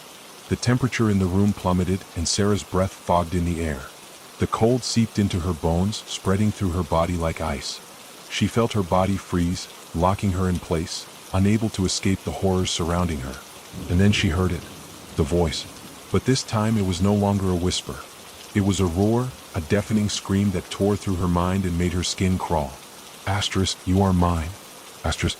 The shadows reached for her, engulfing her in their black tendrils. They wrapped around her limbs, pulling her toward the center of the room, toward the heart of the house itself. Her legs kicked uselessly, her hands clawing at the air, but it was no use. The darkness had her. A low, guttural laugh echoed through the room, coming from the very walls. It vibrated through her skull, shaking her to the core. The house has claimed you, the voice boomed. Asterisk, there is no escape now. There never was. Asterisk. Sarah's breath quickened. She fought against the grip of the shadows, but it was useless. The house had been waiting for her. It had always been waiting. The moment she had walked through that door, the moment she had been drawn to the mirror, the house had set its sights on her. And now she was part of it. Forever. But just as the darkness began to swallow her whole, something flickered at the edge of her vision. A faint light. A single bright flash. She didn't know where it came from or what it meant, but it was enough. Her body jerked violently as she was thrown back. The shadows recoiled. The house trembled as if it was being shaken from the inside out. The walls groaned and the floor cracked beneath her.